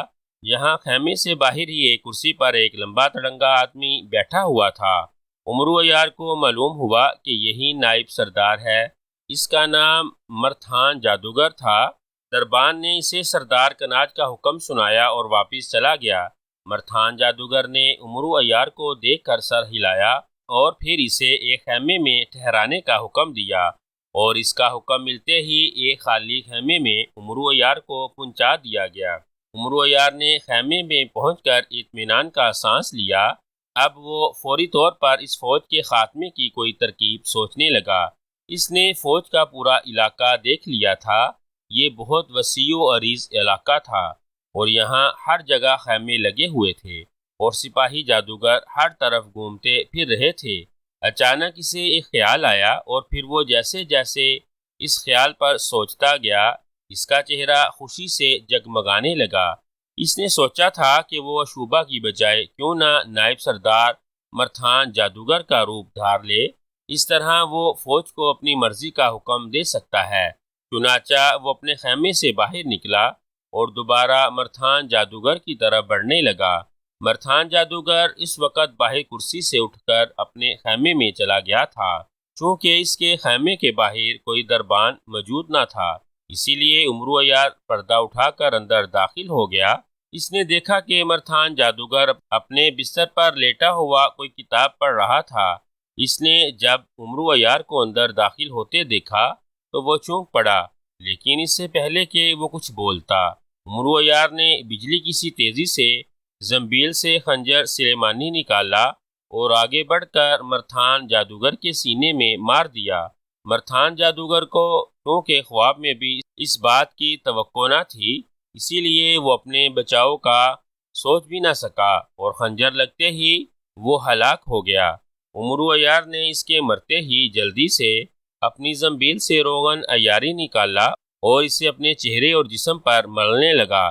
چند لمحوں بعد ہی وہ مرتھان جادوگر کے روپ میں آ گیا تھا۔ اب خیمے میں دو مرتھان جادوگر تھے۔ اب عمرو عیار کے لیے مسئلہ مرتھان جادوگر کی لاش کو ٹھکانے لگانے کا تھا۔ چنانچہ اس نے اپنی زنبیل بغل سے اتاری اور اس کا منہ کھول کر اس نے مردہ مرتھان جادوگر کا سر اس میں ڈالا اور اسے دونوں ہاتھوں سے زنبیل میں دھکیلنا شروع کر دیا۔ زنبیل کا منہ خود بخود بڑا ہو گیا اور چند لمحوں بعد مرتھان جادوگر کی لاش اس کی زنبیل میں غائب ہو چکی تھی۔ اب عمرو عیار نے زنبیل کو اپنے لباس کے اندر چھپا لیا اور خود مرتھان جادوگر کی جگہ بستر پر لیٹ گیا۔ اسی لمحے باہر سے شور کی آواز سنائی دی اور پھر خیمے کا پردہ ہٹا اور عمرو عیار چونک کر اٹھ بیٹھا۔ خیمے میں سردار کناج اور اس کی منگیتر شہزادی راج ہنس داخل ہوئی۔ ان دونوں کے چہروں پر پریشانی کے آثار تھے۔ وہ کہاں ہے اشوبہ، بوڑھے آقا کا بیٹا؟ سردار کناج نے اندر داخل ہوتے ہی تیز لہجے میں کہا۔ اشوبہ، اسے میں نے خیمے میں بھجوا دیا تھا۔ کیوں، کیا ہوا؟ عمرو عیار نے اٹھ کر کھڑے ہوتے ہوئے کہا۔ غضب ہو گیا۔ مرتھان، وہ اشوبہ نہیں بلکہ دنیا کا سب سے خطرناک آدمی عمرو عیار ہے، اور اب اس کا خیمہ بھی خالی پڑا ہے۔ سردار کناج نے کہا۔ عمرو عیار؟ لیکن کیسے معلوم ہوا کہ وہ عمرو عیار ہے؟ عمرو عیار نے خود ہی سوال کیا۔ اوہ، شعلہ جادوگرنی نے بتایا ہے، یہ شعلہ جادوگرنی ہے جو اس عمرو عیار کا مقابلہ کرنے کے لیے یہاں آئی ہے اور میری منگیتر کے روپ میں ہے، سردار کناج نے کہا، اور عمرو عیار نے سر ہلا دیا۔ اب وہ ساری بات سمجھ گیا تھا۔ اس کی احتیاط کام آ گئی تھی، ورنہ وہ مارا جاتا۔ شعلہ جادوگرنی، تم فوراً اس بونے کو بلاؤ، وہ بتائے گا کہ عمرو اس وقت کہاں ہے۔ سردار کناج نے قریب کھڑی شعلہ جادوگرنی سے مخاطب ہو کر کہا۔ وہ ایک بار آ سکتا ہے، دوبارہ نہیں، لیکن میں معلوم کر لوں گی۔ مجھے اکیلی جگہ پر ایک مخصوص عمل کرنا ہوگا۔ شعلہ جادوگرنی نے، جو شہزادی راج ہنس کے روپ میں تھی، سر ہلاتے ہوئے کہا۔ تو پھر تم میرے خیمے میں بیٹھ کر عمل کرو، میں باہر ٹھہرتا ہوں، سردار کناج نے کہا۔ سردار، آپ میرے بستر پر آرام فرمائیے، میں باہر پہرا دے دوں گا۔ عمرو عیار نے فوراً اپنی خدمات پیش کرتے ہوئے کہا۔ ہاں، میرا عمل تو کئی گھنٹوں کا ہے، تم کیسے انتظار کرو گے؟ تم یہیں آرام کرو، شعلہ جادوگرنی نے راضی ہوتے ہوئے کہا۔ چلو ایسے ہی صحیح، بس تم اس نامراد کا پتہ کرو، میں اس کا گلا اپنی تلوار سے کاٹنا چاہتا ہوں۔ سردار کناج نے غصیلے لہجے میں کہا، آؤ شعلہ جادوگرنی، آپ آرام فرمائیے سردار، امرو نے شعلہ جادوگرنی سے مخاطب ہو کر کہا، اور پھر وہ شعلہ جادوگرنی کو ہمراہ لے کر خیمے سے باہر آ گیا۔ یہ تو بہت ہی عیار آدمی نکلا، فوراً ہی غائب ہو گیا، لیکن وہ مجھ سے بچ کر کہاں جا سکتا ہے؟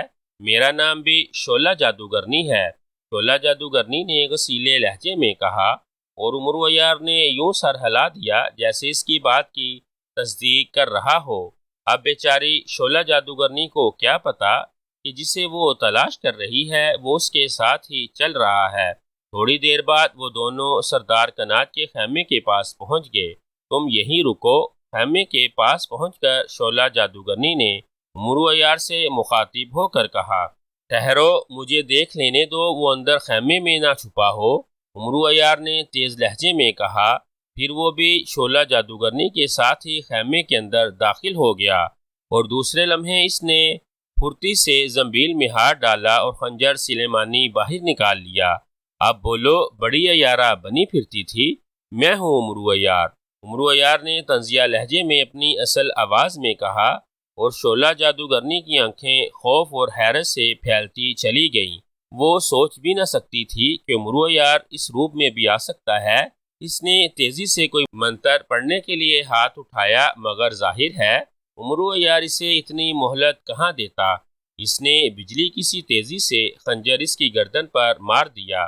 شعلہ جادوگرنی جو شہزادی راج ہنس کے روپ میں تھی، چیخ مار کر نیچے گری اور چند لمحوں کے پھڑکنے کے بعد ختم ہو گئی۔ امرو عیار نے بڑے اطمینان سے اس کی گردن سے خنجر باہر کھینچا، اور پھر اس کے لباس سے صاف کر کے اس نے اسے واپس اپنی زنبیل میں رکھ لیا۔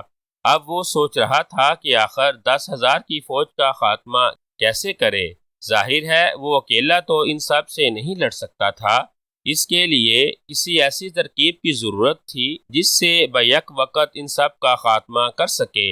یہی سوچتا ہوا وہ خیمے سے باہر آ گیا، اور پھر اس نے اپنا رخ فوج کے علاقے سے باہر کی طرف کیا اور تیز تیز قدم اٹھاتا آگے بڑھنے لگا۔ خیمے سے نکلتے وقت اس کے ذہن میں ایک ترکیب آ گئی۔ اس نے بوڑھے آقا کے ساتھ آتے ہوئے ایک جگہ ایک بہت بڑا کمرہ دیکھا تھا جس میں فوج کے ہتھیار رکھے ہوئے تھے۔ ان ہتھیاروں میں تیروں کی بہت بڑی تعداد موجود تھی۔ اس کا رخ اس کمرے کی طرف تھا۔ کمرے کا دروازہ کھلا ہوا تھا اور اس کے باہر 2 دربان موجود تھے، لیکن امرو عیار چونکہ نائب صدر کے روپ میں تھا، اسی لیے ظاہر ہے اسے کون روک سکتا تھا۔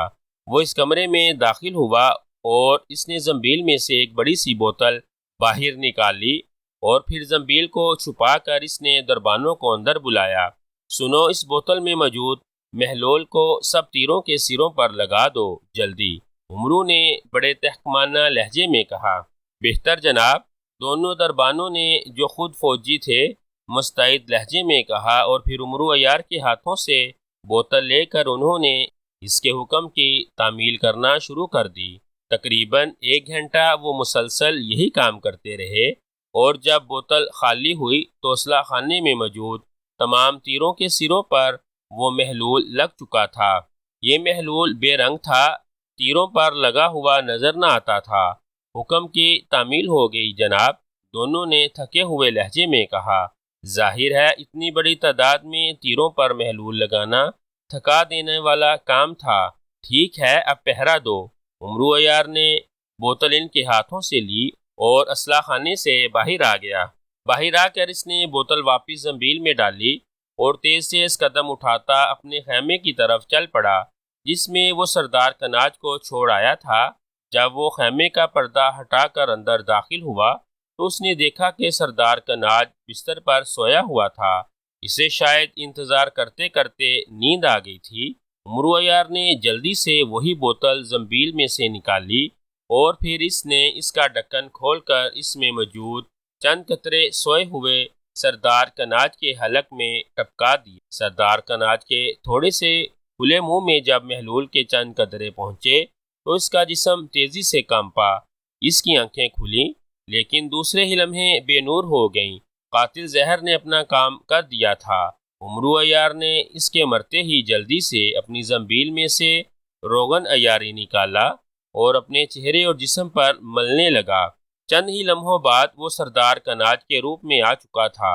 سردار کناج کے روپ میں آ کر وہ خیمے سے باہر نکلا اور پھر اس نے پوری فوج کو میدان میں اکٹھا ہونے کا حکم دیا۔ اس کا حکم ملتے ہی سارے علاقے میں ہلچل مچ گئی اور سارے فوجی اپنے سردار کا حکم ملتے ہی تیزی سے خیموں کے درمیان میں موجود ایک وسیع میدان میں اکٹھے ہو گئے۔ سنو، اسلحہ خانے میں سے جا کر ایک ایک تیر اٹھا لاؤ، ایک سے زیادہ نہ اٹھانا، عمرو عیار نے کہا، اور چند ہی لمحوں میں اس کے حکم کی تعمیل ہو گئی۔ اب قاتل زہر لگے ہوئے تیر ہر فوجی کے پاس موجود تھے۔ پھر عمرو عیار نے انہیں دو حصوں میں ہو کر آمنے سامنے کھڑے ہونے کا حکم دیا اور چند ہی لمحوں میں پوری فوج دو حصوں میں تقسیم ہو کر آمنے سامنے کھڑی ہو گئی۔ سنو فوجیو، آج ایک نیا طریقہ تمہیں سکھایا جائے گا۔ اسلحہ خانے والا تیر اپنی کمانوں میں چڑھا لو اور آپس میں ایک دوسرے کا نشانہ لے لو۔ تم میں سے ہر ایک نے یہ تیر دوسرے کے سینے میں مارنا ہے۔ ان تیروں کو خاص طریقے سے بنایا گیا ہے۔ یہ تیر جسم سے ٹکرا کر نیچے گر پڑیں گے، کوئی زخمی نہ ہوگا۔ یہ تیر خاص طور پر شہنشاہ افراسیاب نے بھیجے ہیں تاکہ تمہارے دلوں سے تیر کا خوف نکل جائے، لیکن شرط یہ ہے کہ بیک وقت تیر چلانے ہوں گے۔ نشانہ لے لو، عمرو عیار نے سردار کناج کے لہجے میں حکم دیتے ہوئے کہا، اور پوری فوج نے تیر چلانے کے لیے کمانیں کھینچ لیں۔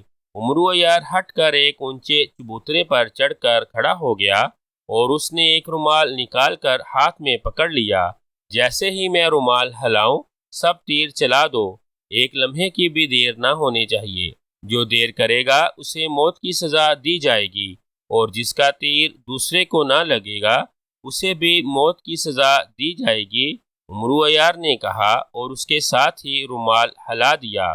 دوسرے لمحے کمانوں سے تیروں کی بارش شروع ہو گئی اور اس کے ساتھ چیخوں سے پورا علاقہ گونج اٹھا۔ زہریلے تیروں نے پوری فوج کو چھید ڈالا تھا اور پھر دیکھتے ہی دیکھتے پوری فوج ہلاک ہو کر وہیں ڈھیر ہو گئی، ایک بھی زندہ نہ بچا تھا۔ عمرو عیار اپنے مقصد میں کامیاب ہو چکا تھا۔ شہنشاہ افراسیاب کی نئی فوج کو اس نے اکیلے ہی ختم کر دیا تھا، اور اس کے ساتھ ہی اسے معلوم تھا کہ جب وہ سردار کناج کے روپ میں واپس شہزادی راج ہنس کے پاس پہنچے گا تو شہزادی راج ہنس خوشی سے اس کا استقبال کرے گی اور وہ اطمینان سے شہزادی کا سارا خزانہ شہزادہ کناج بن کر حاصل کر لے گا۔ سردار امیر حمزہ کی طرف سے تو انعام بہرحال ملنا ہی تھا۔